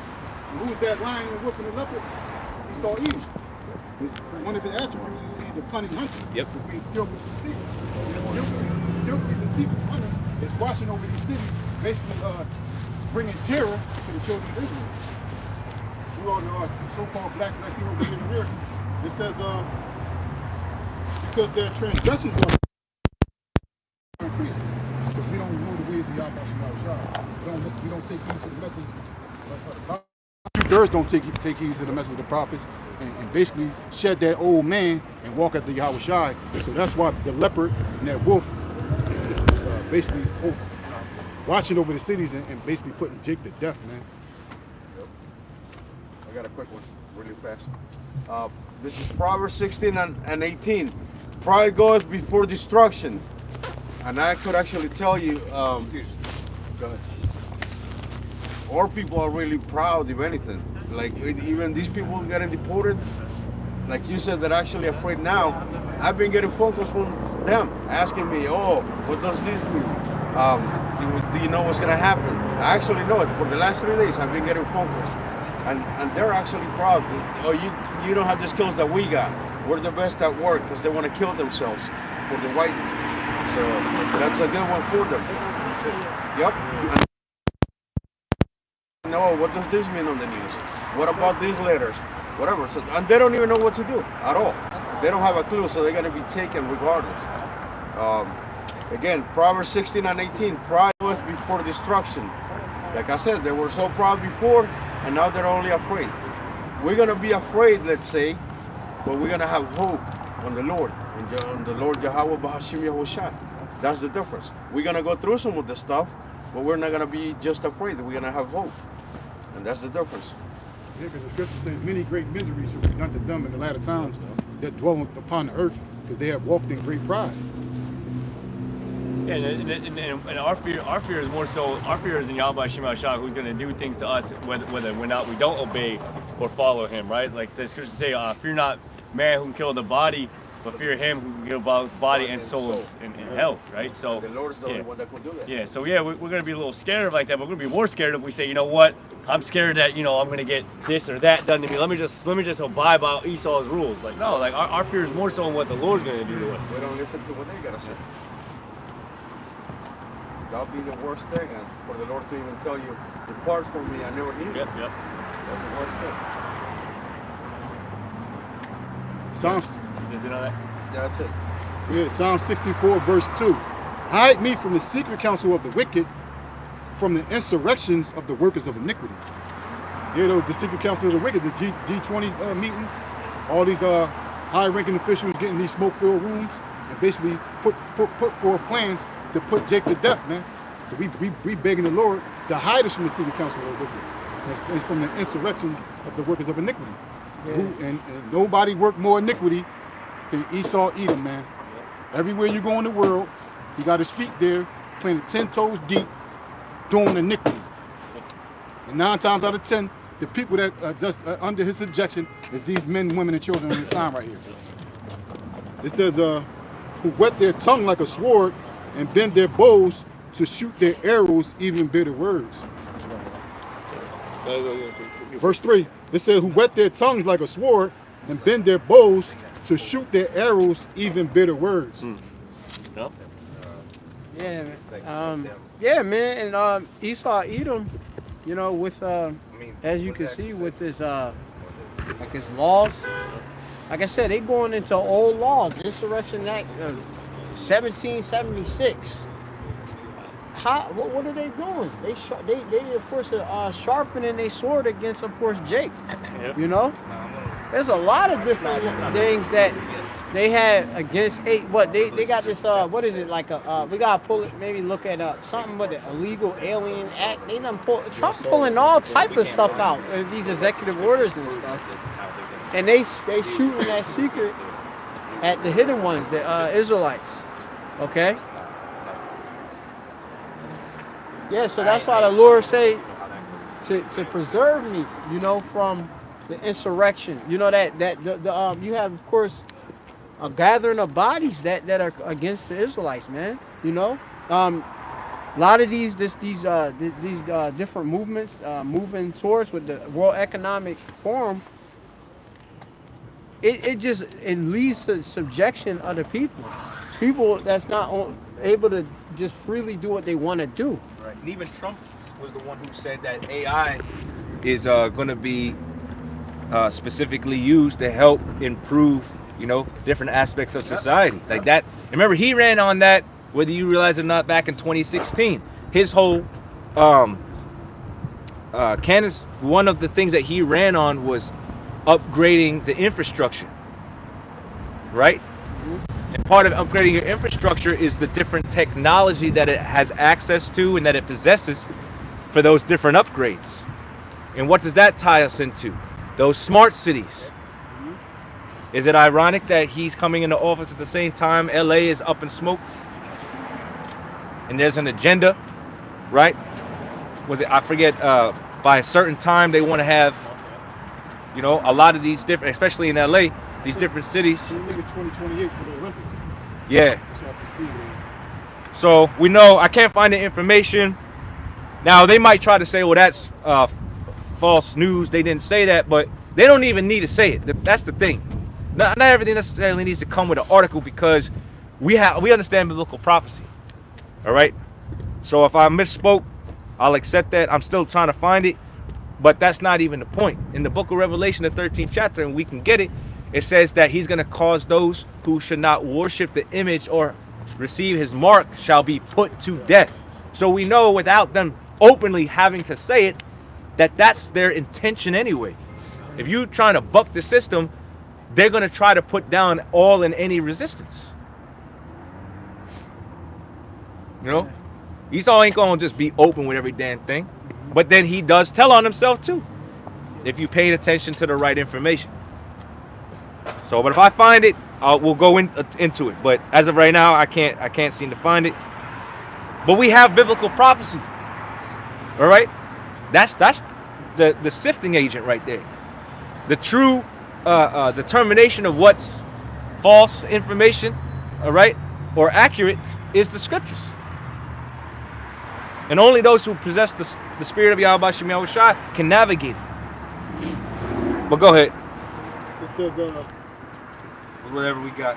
I know we in between Psalm 64. You want to read Revelation 13 and 15? Yeah. Of course. Revelation 13, verse 15. It says, and he had power to give life unto the image of the beast, that the image of the beast should both speak and cause as many as would not worship the image of the beast should be killed. So through his policies, he have enough influence to basically make you worship whatever policy bring forth. Yep. And then if you deny it, he can create more policies that you can be put to death. You can be beheaded. Yep. So because you don't want to take that implant, he got another system set up to basically send the bounty hunters after you and grab you up like they do in the Northern Kingdom and take you right to a concentration camp and behead you. Right. They could use that legislation for what they call was January 6th insurrection. Yep. If you're out here protesting the government, who's to say that they can't use those different legislations to say, well, you're trying to cause an insurrection, right? So they have all of these different policies at their disposal to use, all right, to demonize the truth. And they could paint the picture as however they want to, because they got the authority to do so as of right now. But remember, they're not going to be able to have a true effect on the elect. Even if they arrest some of us or even cause some of us to be put to death, you really are not the arbiter or authority over life and death. That's Yakalba Page. So if anything were to happen to any of us brothers, all right, or we end up getting in prison, our hands are in the lives of the Creator, not yours. And it's right? Hey, when Yakalba was being questioned by Pilate, he really didn't speak much. Yeah. All right, but he did tell him one thing, all right, which was it's a very significant point to make. He said, basically, you don't have the power to take my life. All right, and we can get that, because that's the thing. You may think you're wielding that power. You don't wield that power, man. It says that the issues of death belongeth unto the Most High. You don't wield that power. The Heavenly Father, through His Son, even said, fear not them which kill the body, but rather him that killeth both body and soul in hell. You don't have that power. You think you wield that power because the Lord created you to be that left-handed instrument of death. Okay? But you don't wield that authority. You're not doing anything of your own will. None of us are. Least of all you. You don't have that power. Everything that's been able to come into fruition is as a direct result of the Heavenly Father Yahweh, okay, through his son Yahweh Shah. You don't possess that power, man. That's why it's imperative you put all of your trust, hope, faith, and confidence into Yahweh Bashim Yahweh Shai, because he's the authority. Not no base, vile, fucking creature. Basis of all men, the vilest of the earth. You just an instrument, okay, that the Lord is using for punishment. And then when the Lord is done with you, you're going to be treated like dirty fucking laundry, man. You're going to be out of here. So you're going to fly away as a bad dream. Yeah. It says, Psalm 64, verse 4. It says, that they may shoot in secret at the perfect. Hold up, Slakia. We finished in Revelation 13, correct? Yeah, okay, there we go. Okay, my bad, brother. Psalm 64, verse 4. That they may shoot in secret at the perfect, subtly do they shoot at him and fear not. And who is the perfect? Right. Oh, it's Slakia. That's it. What? They already showed you how Trump said that he believes in bringing back the death penalty for those who speak out against the small hats. How much more do you think if you got people coming up against their New World Order? Which coming up against the small hats is a part of that. You gotta bow to the will and whim of these freaking demons, man. You know, these gutter rats. You know, these insignificant, low life, no talented, no rhythm, no soul creatures of the night. The synagogue of Satan, right? The murderer, and that's not gonna happen, man. You gonna get the 2/3. You gonna weed out the non-desirables of the Heavenly Father. You're not gonna get to the elect. That's all I wanted to say. Point is, if this devil that's in power now, if Nero can say, basically, hey, anti-Semitism should result in the death penalty, how much more if you saying that you don't believe in the system that he's trying to establish as a whole? It's not that hard to see. He did it with the sea hit. You're gonna either take this or you're gonna go look for another job. And then he reneged. Right? Because people started to file a whole bunch of lawsuits. But when they take that power away, right? Remember, there are actual laws where you don't have no habeas corpus. There ain't gonna be no due process. If they deem you a theist, you don't have no rights. That's the thing. You don't have no rights. Okay? Yeah, it's no longer innocent until proven Right. guilty. If they have enough substantial evidence supporting that you're at that threshold of basically not giving you a habeas corpus, not letting you, they can hold you in interrogation for upwards of X amount of days without letting nobody know where you're at, because you're a theist or whatever the case is. And they already do that. They already really do that. Like if you get locked up, if you don't know nobody's number, right, and you don't got no real close contacts, you ain't really in touch with nobody like that, nobody's gonna be able to fucking really find you, unless of course they look you up. They gotta let you use your And unless they ain't process you, you might not come up in the fucking system.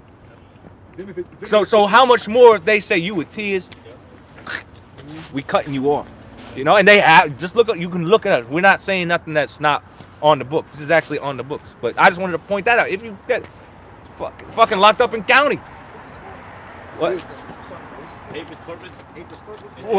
Well, that's just due process. They're saying under certain legislation they can take that away because you're supposed to be going through a fair trial, a right to representation. Well, if they deem you a theist, you have no right to representation. Who are you going to call? What lawyer is going to come and defend a theist? You know?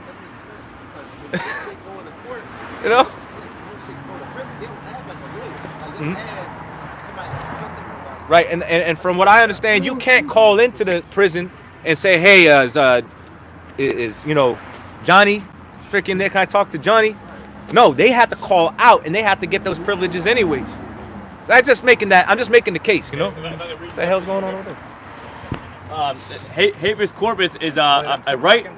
A right of habeas corpus is a court order that requires a person holding another person to bring the detainee to a court, right? Basically to establish what's being wrong. But they can lose their right to habeas corpus, basically being brought to the judge for whatever charge, based upon whatever, like if the charge is hard enough, bad enough, they could just take that away. And then back to what we were saying about AI and all that.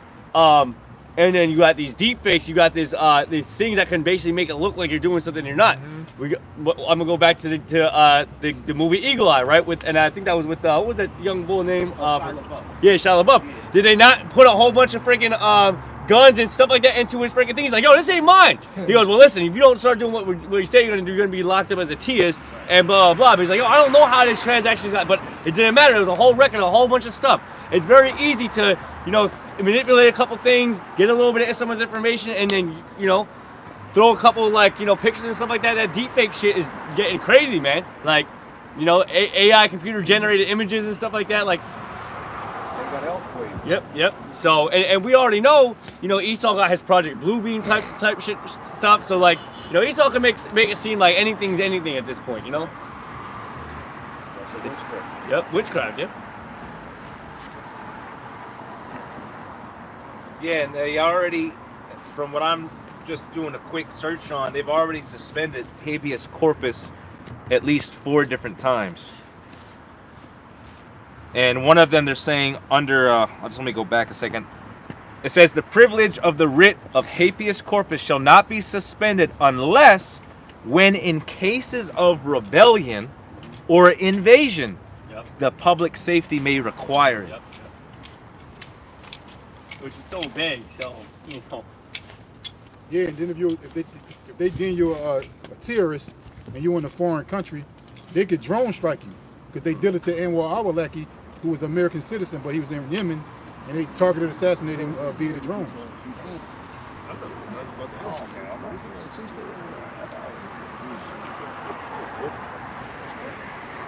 All right, let's keep moving. It said verse 5, Psalm 64 verse 5.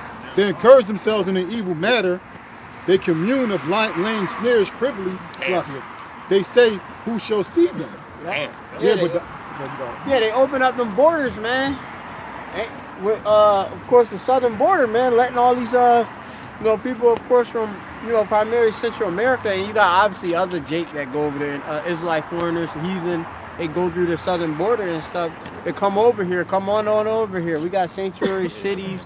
We got aid, we got housing, you know, we got programs to make sure, you know, you can live in this country and nobody gonna persecute you, you know. But it was just a trap, because now ICE is coming to enforce. You know, you have it where there's laws, but then you have enforcement, right? Things on the books, but, you know, people look the other way. But now the enforcement is coming down. The Esau, the slayer, is coming down. Okay? And that's what's most important, you know? You know, in these times, is you realizing that Esau is coming with that enforcement, that sword, man. If I may, actually, we get the other precept too, because he knows he's had but a short time. Right? Because remember, Esau, especially the elites of Esau Edom, he is very calculated, man. He's very, very calculated, laying these snares and these nets. You know, these everyday fucking peon Edomites, you know, they don't know no damn thing. They're just a slave like the rest of us. But the upper echelon Edomites, man, it's been, you know, through that, what's that called? You know, their Illuminati and their organizations that they created to keep themselves in top and in situations of power. They are very calculated on how they want to lay these snares and traps, and they know what the people like cattle and prey are going to fall victim to with these snares and traps. So like what's his brother to read?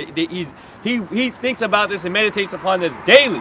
Okay, they're in a room together trying to figure out how they can keep, you know, the people down, Jake down. And remember, there is a a want to maintain population under 600 million people. Or 600,000. 500,000? Is it 500,000, right? 500,000. 500,000, yeah. No. 500 million. 500 million, yeah. It's like 500 million. 500 million, yeah. So there is humanity under 500 million. Yeah, the humanity itself. Yeah, everybody in. Yeah. So, you know, there you have it. I think there's what an estimated 8-point-some billion. Yeah, it's like I'm getting my numbers all wrong. $8 billion. So. You have there's a need or a want to kill off the population, right? So there's traps laid to make that happen, right? You know, bringing everybody into the border, then to freaking have to force them all out over the border, like that's just gonna bring pandemonium and chaos, right? Which is what he wants. Order out chaos. But that's like read that. It says Micah 2 verse 1. Woe to them that devise iniquity and work evil upon their beds. When in the morning is light, they practice it because it is in the power of their hand. Yep, read that again. There you go. Micah 2 verse 1. Woe to them that devise iniquity. It devise iniquity. Look up devise and iniquity.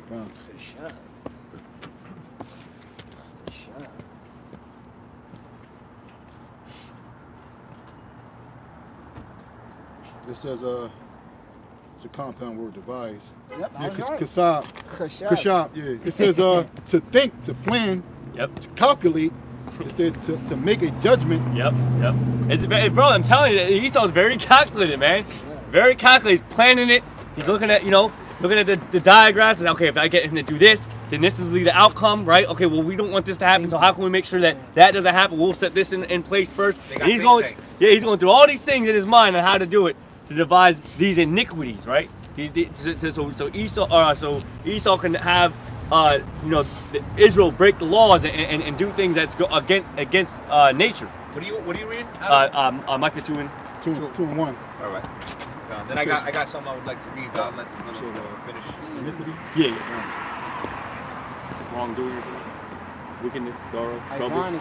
Even trouble, man. Like because go ahead. I want trouble, wickedness, or sorrow. Yes, iniquity. Same for iniquity. And they're literally out there devising sorrows, man. They're like, how many people are gonna have broken up families because if this thing deportation happens? Yeah, he said he's gonna come to the schools. He did. Yo, that's great. In Detroit, imagine Jake. You know what I mean? You got your kids. They done got over here. Yep. And then what wasn't that happen? Didn't that happen a couple years ago where they were like locking them up in freaking warehouses? They put them in they just put them in little detention centers, and they had little blankets and stuff, and they were showing them in the faces and stuff. You know. So Esau is devising sorrows. Yeah, and there was a lot of children in there too. Yeah. Mainly children. Yep. And they said that, and they said a lot of these children were kind of separated from their fucking families. Who knows what they were doing? Never to be seen again. There you go. You don't even know if they were being trafficked under the guise of supposedly being held for deportation or whatever they were going to do. You don't even know if that was just a ruse for actual human trafficking, which is something that they commonly practice. America is one of the biggest offenders in human trafficking. All right? I can read? Okay, so because brother said he wanted the information, if you just look under indefinite detention, it says indefinite detention is the incarceration of a arrested person by a national government or law enforcement agency for an indefinite amount of time without a trial. It says the Human Rights Watch considers this practice as violating national and international laws. Well, they make up the laws, they go along anyway. That don't mean nothing. Particularly human rights laws, although it remains in legislation in various liberal democracies. In recent years, governments have so they've done this. It's not that they're going to do it, they've already done this. In recent years, governments have indefinitely incarcerated individuals suspected of theism, often in black sites. Yeah, black sites. Yeah. That's what they're going to say. Sometimes declaring them enemy combatants. A notable example being the Guantanamo Bay detention camp. Now, let's look at enemy combatant. Enemy combatant is a term for a person who either lawfully or unlawfully engages in hostilities for the other side in an armed conflict. Well, they could declare this is like a war, basically. This is a war on you Israelites. It's a national emergency. Right, they declared that. Emergency. Yeah, remember, they don't sign executive orders if there wasn't an urgency behind it. Yep. And look at some of the signs we have, right? You know, basically we are at direct variance or opposition of America. You know, going on. We want America's destruction, right? That's what we prophesy. That's what's prophesied. And that's what we teach.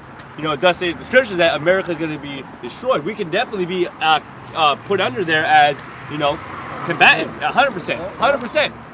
You know, and then there's a draft, and you don't want to sign up for his war. You're enemy combatant. Yeah, I want to look something up real quick because You know, it's crazy. Yeah. And the thing, like what the brother's reading too, like it is illegal with a gray area of that it can be illegal in certain situations. You're always supposed to be given a trial. You're supposed to be given your rights. Due process. Like if I get pulled over, it don't matter what I'm suspected of. I am always still supposed to able to under America's judicial system. I'm supposed to give myself a fair trial to be able to say what I gotta say. Yeah. I'm still supposed to let people know the state I'm in. I'm supposed to be given the right to a lawyer, to an attorney. Right? Those are given rights that you're given. Except in situations like this where they can take that away legally and basically say, well, this is the situation that you're under. We didn't want to give that to you because of the threat that you provide.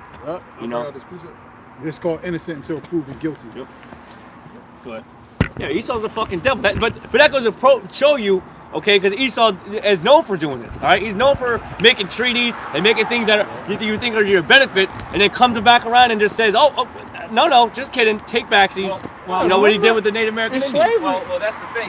Gad, I mean. I know this brother about to read some, but just kind of finishing off what I was reading, because I wanted to kind of go into the evolution of domestic terrorism, but I'm going to have to do that, maybe make a video on it.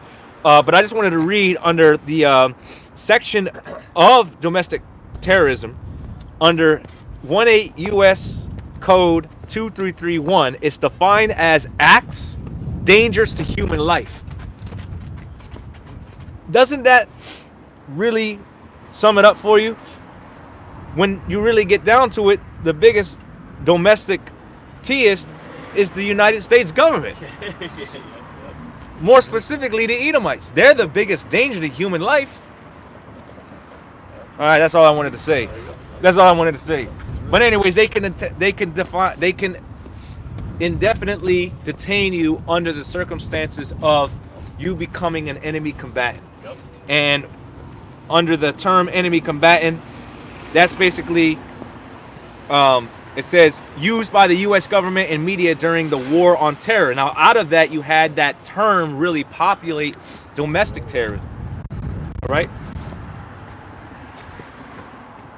So even though conventionally it's used to describe foreign threats, remember they have overlap, okay, and things can translate. So anyway, that's all I wanted to say. We're just getting into these different terms and how they're applied, but yeah, Esau can basically declare you an enemy. What about that movie, Enemy of the State? Yep. Slide. Anybody got tissues? Yeah.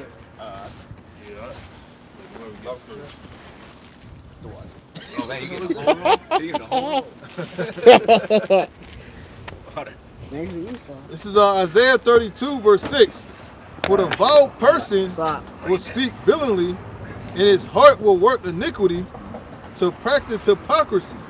Yeah, that's Esau, man. Because Esau say that this is land of the brave, home of the free. Right? This is a free country. You could be at liberty to do what you want to do. Like you had it where if you were you had it where if you brought it, you was pregnant, you had a baby in your stomach, and they were birthed on American soil, they automatically American citizens, and that's in your Constitution. Well, now we changing that with executive orders, right? This dude gonna sign something new in law to take all that away because pretty much that means they don't want you here. Okay, that's what they saying. Don't come here. We don't want you here. That's what they telling you. That's what I end up thinking. I'm like, yo, they just don't want you here. They tired of looking at us. You know? Go ahead. Yeah, they already got their kingdom. What they need us for? Yeah. That's why they got AI. They got the robots, you know, the androids and shit. You know, they got Japan got a black robot that can play basketball. Can I read this plot? Man, so Enemy of the State, you ain't seen it, you gotta go see it. All right, this movie came out in 1998, starring Will Smith, but I'm gonna read a quick synopsis. It says, American political action thriller film directed by Tony Scott, written by David Marconi, produced by Jerry Bruckheimer, and starring Will Smith and Gene Hackman with an ensemble supporting cast. We're not gonna read all that. In the film, a lawyer is targeted by a group of corrupt NSA agents, national security agencies. It says after he unknowingly receives a tape of the agents murdering a congressman. Yeah, so look, these different agencies are literally on record knowingly have done some very corrupt things to prosecute and to persecute and subdue evidence. You know? Yeah. So how much more if they find justification, right, to come after individuals, right? They are already deemed under the poverty law. Now, I don't know, did that change? What? The status of what they say black Hebrew Israelites?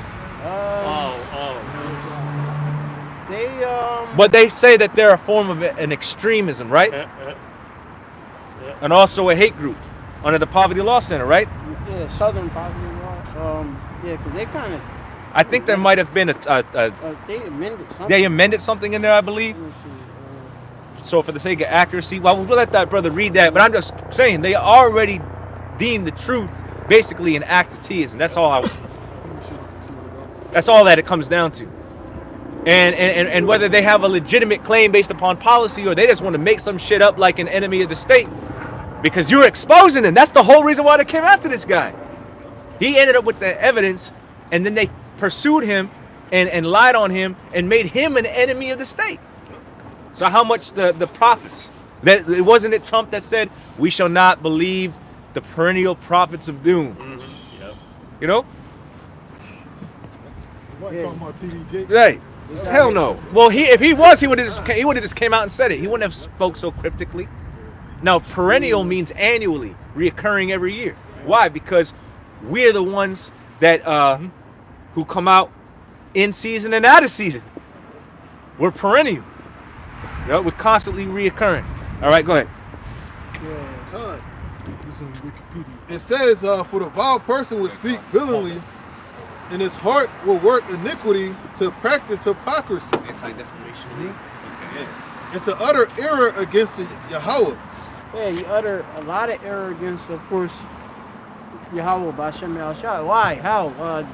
The name. Yep. They say it's Jesus. The Lord's name is Jehovah, right. Yahweh and stuff. You know, he even promoted this, like, you know, Benjamin might just say Yah and stuff, right, and not have the whole name of Yahweh. You know, they'll promote that. Mm-hmm. You know, that's a way. Read that again. Yep. It says, for the vile person will speak villainly, and his heart will work iniquity. That's Esau Edom. You know, do his elite, man, and they push forth error, right? Yeah. You know, you see all this wickedness. You have it with this alphabet stuff, right? You had it with Biden just was pushing a whole lot of alphabet activity, and then now Trump trying to come back and change it. Yeah, he says it's only two sexes, male and female. Right. Now he's saying that, but we already know in Genesis 5 it already say that. Right. Male and female he created, he done, right? Right. Like, come on, man. So he's trying to seem conservative and stuff. So that's where the hypocrisy come, because. And then that, like I said, they'll get together in the council and be smiling lovey-dovey with one another and stuff and acting like they're cool and stuff, right, but they're not. And they're at a time where they're only saying that to cause greater divide. Yeah. The psychological operation of pushing all of those alternative lifestyles has already permeated society. Yeah. They don't need to push it any further. They've already got these people's minds messed up on that shit. Yep. 100%. You got women on fucking social media crying that they're not gonna receive these tax benefits because their child believes they're a fucking cat and it's deemed as a disability. She's bitch receiving a check for $10,000. That's crazy. Crying about it. Bitch, you are pathetic. You need to be locked up for fucking not endangering the welfare of a child. That's child abuse, man. That behavior should have already been corrected. You Edomites, man, you love that crazy shit. And Jake too. The ways of the wicked that are seducing them. You got Jake running around on all fours acting like a goddamn fucking cat and shit.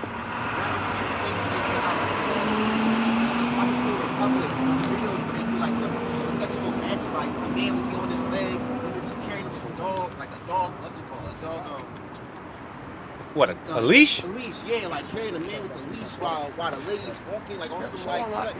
Right, weird fetish shit. Like, that shit is weird to me, man. Well, it is weird. Yeah, it's perversion.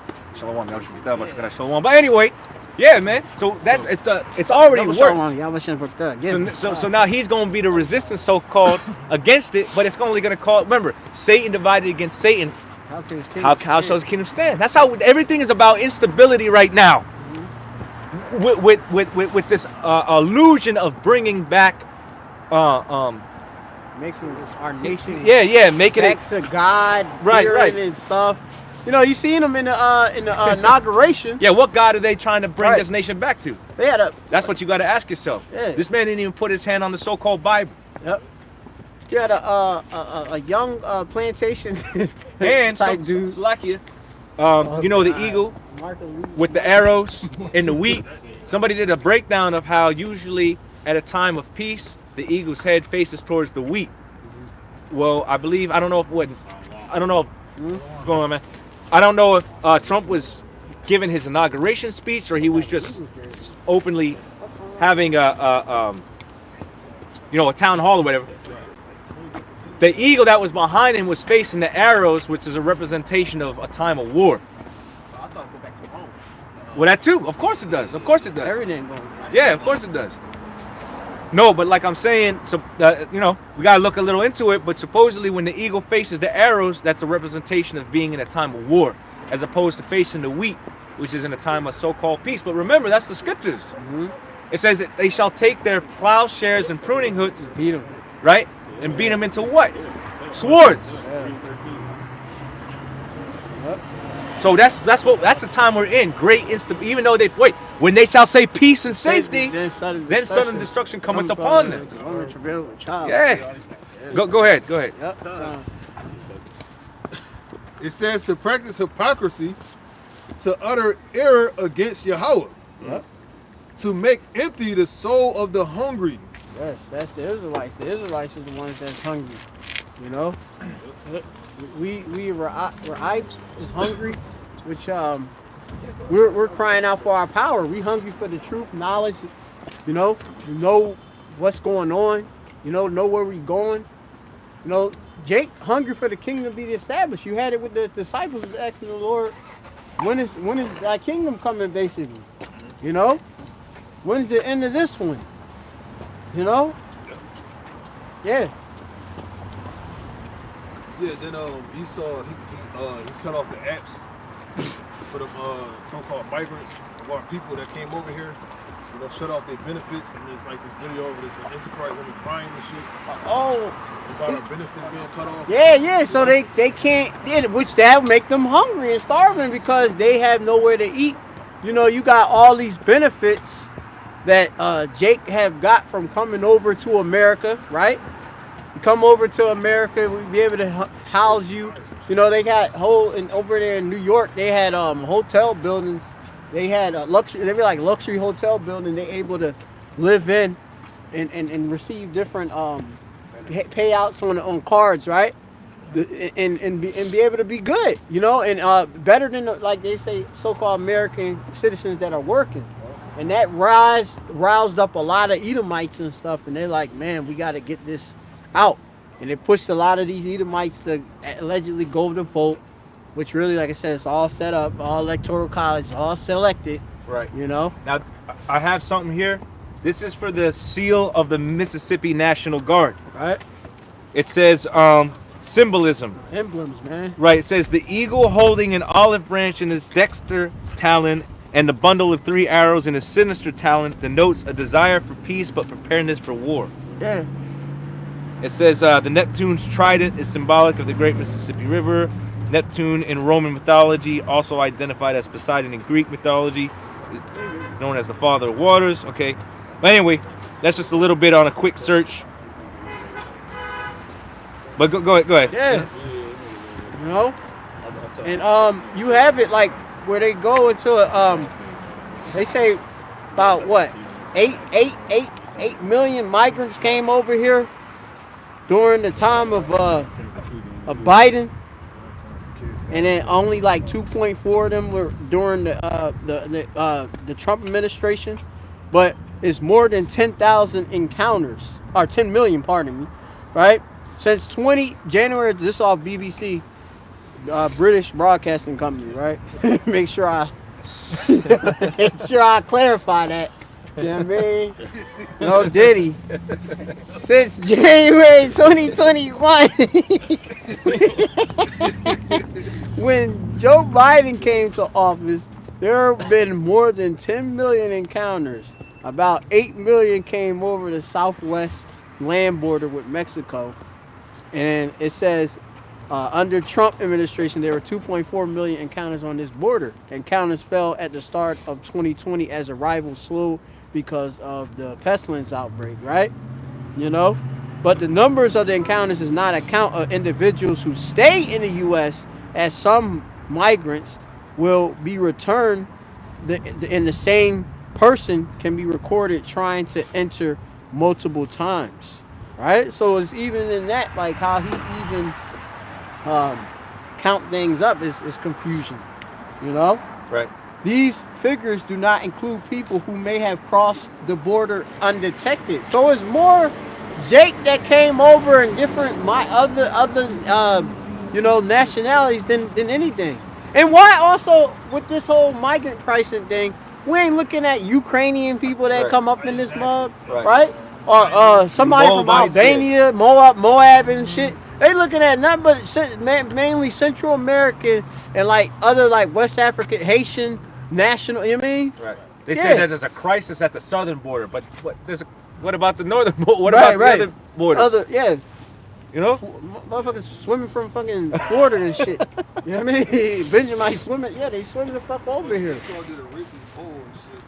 It said he voted for illegal immigrants to be illegal Mexicans to be over here rather than legal Indians. Right. Damn. So I just want to read this again for more clarification. The bald eagle, okay, with the 13 arrows, because we read the one for the Mississippi. What was it? The Mississippi. Bear with me. See if I can pull that up. Was it naval? I think was it the Navy? Let me just read this real quick, because it's not, for some reason, it won't go back to what I had pulled up. It says the bald eagle symbolizes freedom, strength, honesty, wisdom, and power. It says the arrows and olive branch symbolize the United States' commitment to peace, which that's a damn lie. Yeah. We already know your history is that of a bloody and war, bloody war, man. It's present too. Yeah. Well, no, I'm saying since his inception, he's been at war. Mm-hmm. You know? Right? Yep. He's been 247, 248 years? Yep. And this man's been at war for 93% of his, of his existence. And I'm not just making that up. Look it up.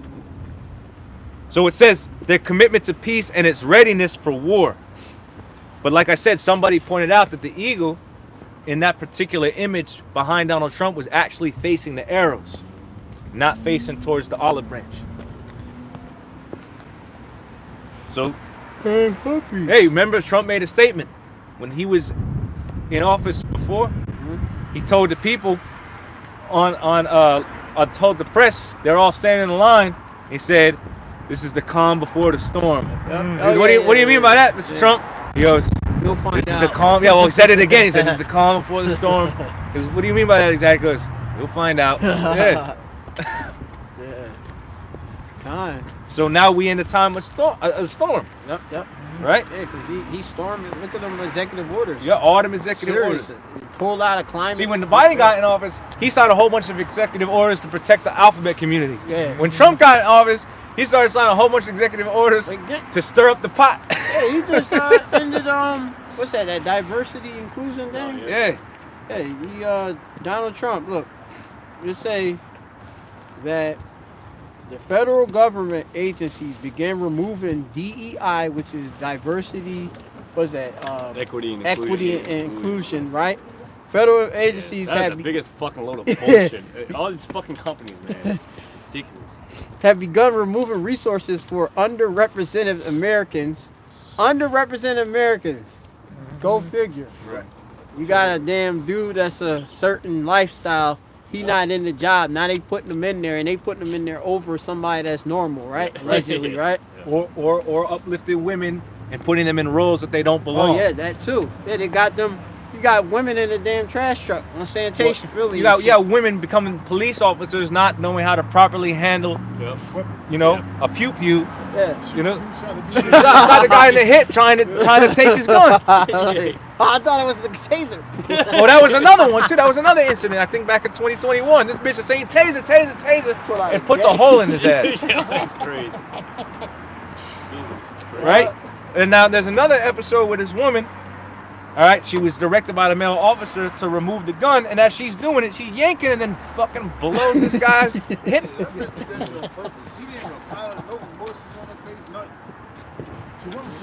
And they say, oh, well, women are underrepresented in these different fields.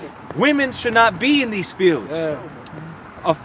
First of all, the average height for a woman is 5'4", and her average weight is 170 pounds. Okay? that's overweight by all standards. But what the hell is a 5'4" woman gonna do trying to take on or apprehend, any one of us? Not saying that we criminals or nothing, but our size, our stature, that woman gonna need backup, the taser, and basically she operating off of emotions anyways.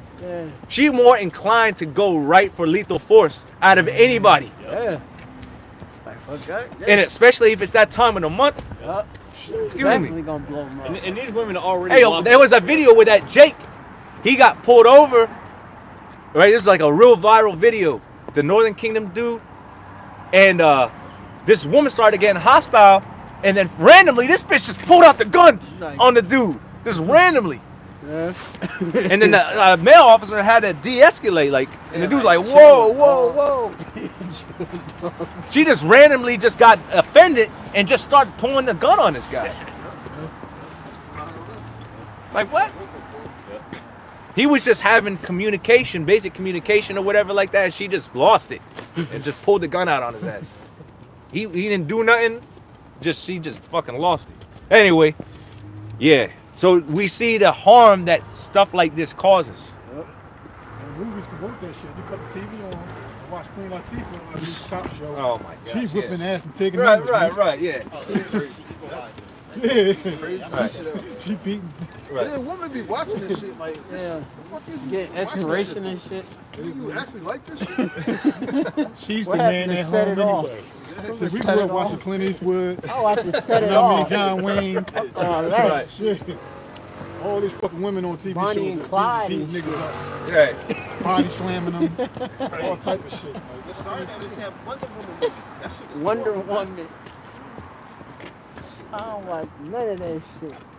Yeah, Wonder Woman. Yeah. Cuz. Supergirl. Yup. Fucking Superwoman. Fucking Xena, the warrior princess. The warrior princess. They showed it. Tomb Raider. They showed it in Endgame. Fucking Thanos was whooping everyone's ass, and then freaking what was that? Scarlet Witch. Captain Marvel just comes in and fucking punches Marvel. Falcon punches him off the screen. It's like, bro, are you fucking serious? Yeah, that's like, come on. Yeah, Thanos is supposed to be a super titan and the strongest basically in the entire galaxy. All right, he's the only one that was supposedly deemed worthy to wield all 5 Infinity Stones. And Scarlet Witch shows up in fucking Endgame? I always get the two mixed up. She just shows up and fucking says some blind, "You took everything from me," and fucking lifts this nigga up and fucking drops him on the ground. And does, like, come on. Yeah, he's like, "I don't even know who you are." Yeah. I know. Yeah. Oh, that corny ass shit where all the women get together. Oh, yeah. Saying she's not alone. Yeah, these women all marching. Like, come on, man. Get the fuck out of here. And what the fuck is Black Widow supposed to be, man? You know? Got these random ass metal batons. She fucking whipping these creatures from another planet's ass. Like, come on, dog.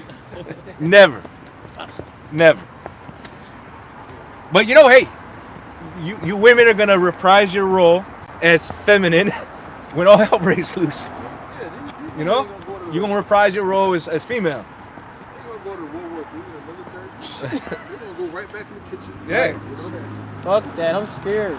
Yeah, well, that Making was cookies. Yeah, yep. You know, washing the house. Yep. Cleaning the Kids. house. But guess what? A lot of these women gonna get passed over. Yeah. All right. Truth be told. But anyway, what do we got? Did we finish everything that we needed to read? We finished reading it. All right. Go ahead, Tom. ADL. Oh, you had something on Wikipedia, right? Yeah. Okay. I know we're kind of going back a little bit, but Now this is dealing with, you know, us in a sense. They're trying to label us as black Hebrew Israelites. Now, they by them calling us black, they're pretty much trying to paint the picture like we don't know what we're talking about. But it says here, some of the black Hebrew Israelite sects are considered black supremacists and anti-Semitic according to the Anti-Defamation League. Now, I went into the definition. which doesn't make sense because there's several nations that come out of the line of Shem. It's not Sem anyways, it's Shem. All right? Esau comes out of that line, and so do the true biblical Hebrew Israelites, okay? Which come out of the line of Jacob. And Esau, the top ruling elite, he knows he comes out of the line of Esau. Yep. That's why he lies about who he is. Anyway, go ahead. Yeah, so they're pretty much trying to call us the T word in a sense. You know what I'm saying? When you go into the definition, Right, he's putting that stigma on it. when you go into the definition for the word racist, it's characterized by or showing prejudicance and Prejudice. prejudice Let me see. and discrimination and antagonism against a person or people on the basis of their membership in a particular racial ethnic group, particularly one that is a minor or marginalized. Now, when you go into the word for the word T, right?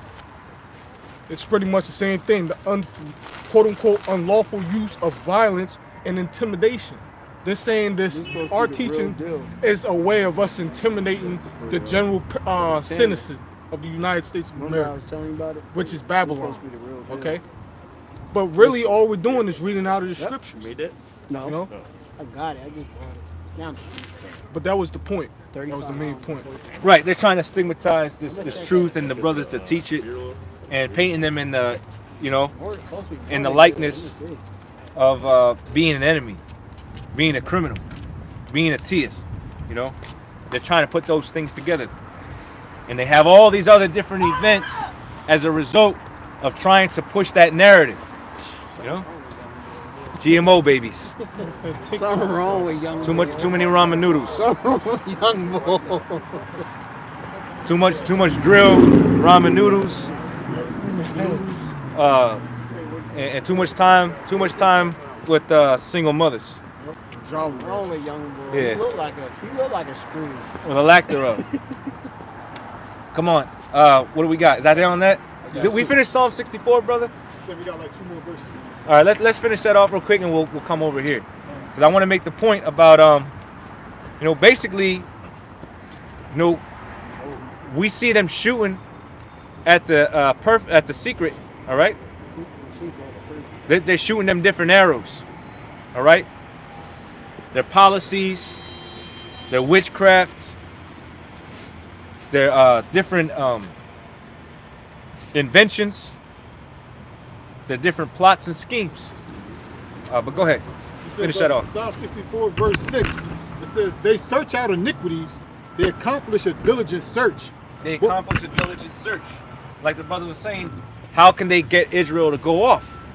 How can they trap them up? You know, how could they introduce things to Israel in a way that'll cause them to separate from their power and be rebellious against Yahweh Ba'Shem Yahweh Shai?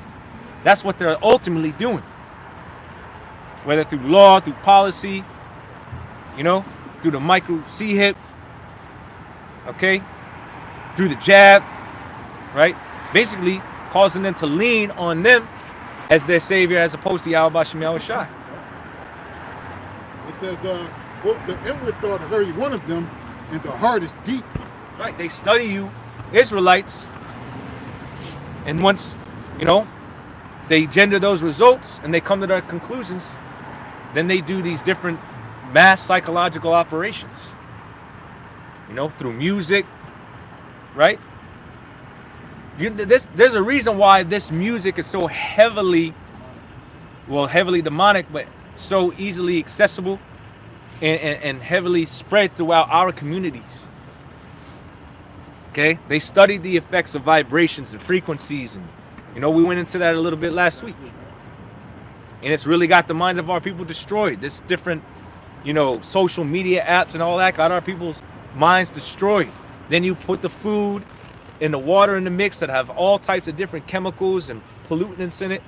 It's all messing with our people's mind, and really our people got demons on them. Okay, multitudes, legions of demons. You know.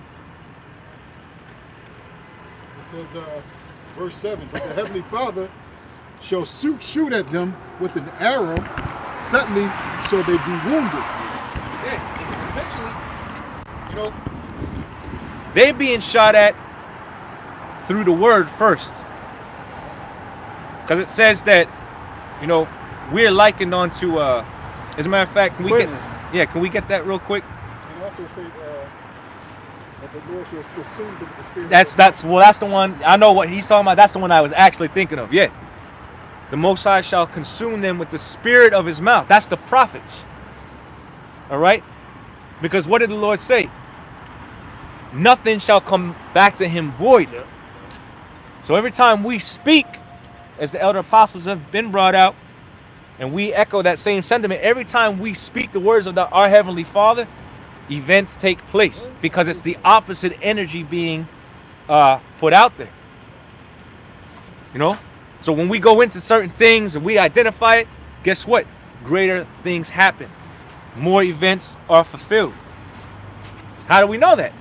Because surely the Lord power doeth nothing, like you quoted earlier, but surely he revealeth his secrets unto his servants, the prophets. Once that secret's revealed, then guess what? It's acted upon, all right? Or it greatens in intensity. Yeah. Yes, ma'am. This is why literally...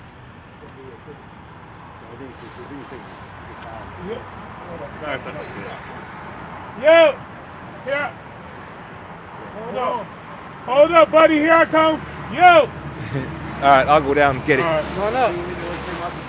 What? All right, well, here, I'll give you the keys. Before he write it. Yo! Unless he put it in that thing that said. Yeah, unless, of course, you get an opportunity to speak to his superior. Yo!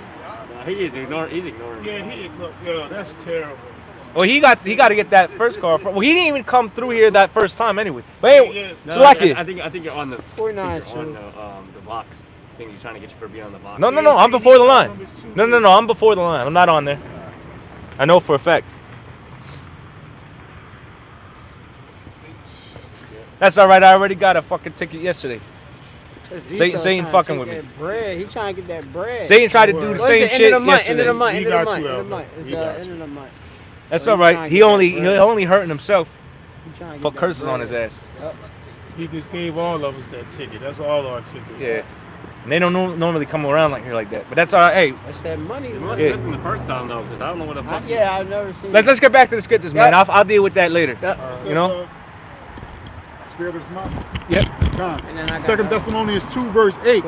It says, and then the wicked shall be revealed. And the wicked being revealed through that spirit of prophecy, okay, coming upon the prophets. Yakalba Shai has imparted this knowledge, wisdom, and understanding to be able to break these things down. Stop moving. All right, so these things are being revealed, especially the wicked, because once he's revealed, then comes his destruction. So this man has to be revealed in order for him to be destroyed. So it says, whom the Lord shall consume with the spirit of his mouth. and then that's him being consumed is really the word, okay, being spoken, right? He's being consumed. Why? Because he's being told his kingdom's coming to an end. He's going into captivity. It's literally consuming him. As the scriptures say that it's able to separate what? The joints, the bone, all right? Right, to cut. And that's what it's doing. It's really consuming him or cutting him, okay, on a spiritual level.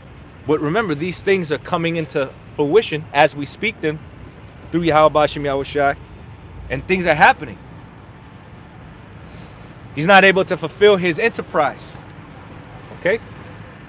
It says, and shall destroy with the brightness of his coming. And then the destroying with the brightness of his coming is those thermonuclear missiles ultimately.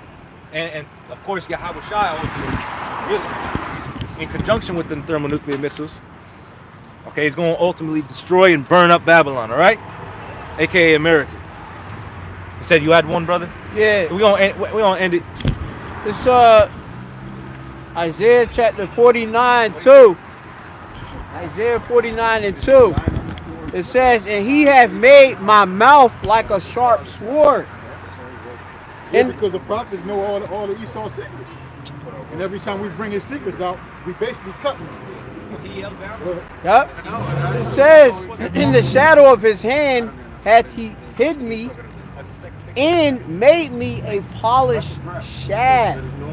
And you see how the prophets, they should be chadad. Or let me see if they got that. They got barar, which obviously mean a polish, right? Which when you sharpen the damn sword, it's ready to cut. Okay? And that's how the Lord got us, man. He got us pretty much sharp, man. You know, the prophets is sharp. When these different groups come up and ask us questions and stuff, we just going straight through the precepts. And if you don't get it, hey, that's what you don't get it. But they can't confound us. You know, the Lord gave us the sure word, a prophecy. Right? He said, I will give you a mouth of wisdom. None of your adversaries shall not be gainsaid or resist. And it says that in his okay? And we are, of course, in the Lord's hand. The Lord, he got us covered. You know, and that's why we stay within the parameters of his word. You know, when obviously people come up against us, we just stay in the scriptures. That's how we stay on point. Right. Stay in the scriptures, man. Keep them breakdowns on How to point. get out. You know, stay in the apostles' doctrine. All right? Strive lawfully. We don't look down. Good. Right? Prayer. All right? Prayer. Pray.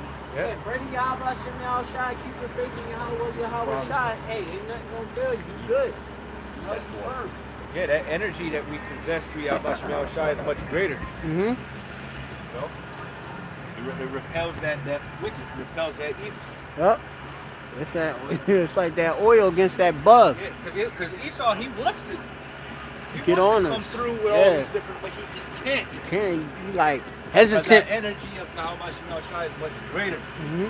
Because the Lord controls both dynamics anyway. Yep.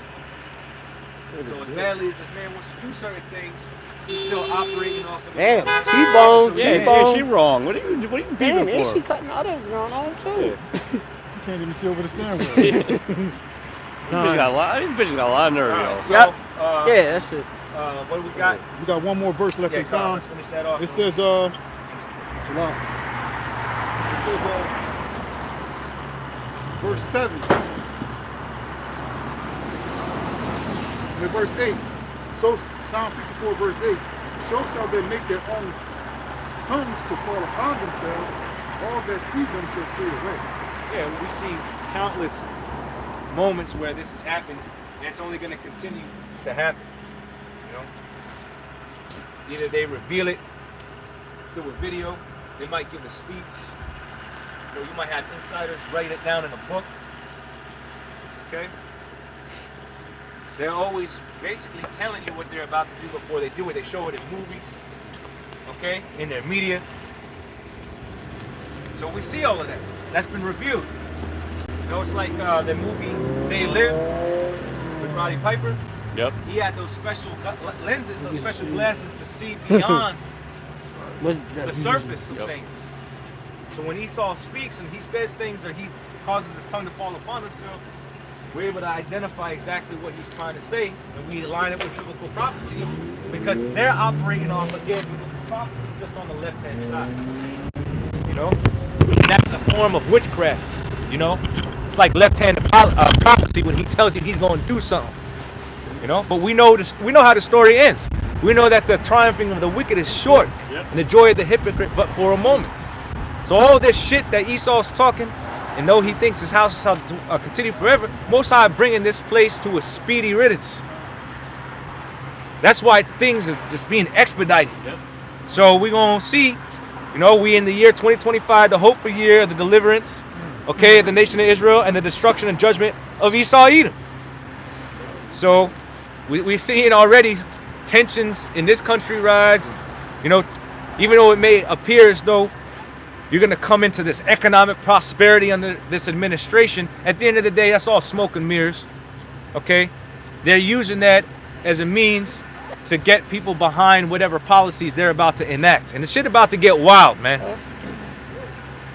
Shit about to break down very quickly, very fast. Things are about to go from freaking bad to worse, all right? Because those are the times we're living in, man.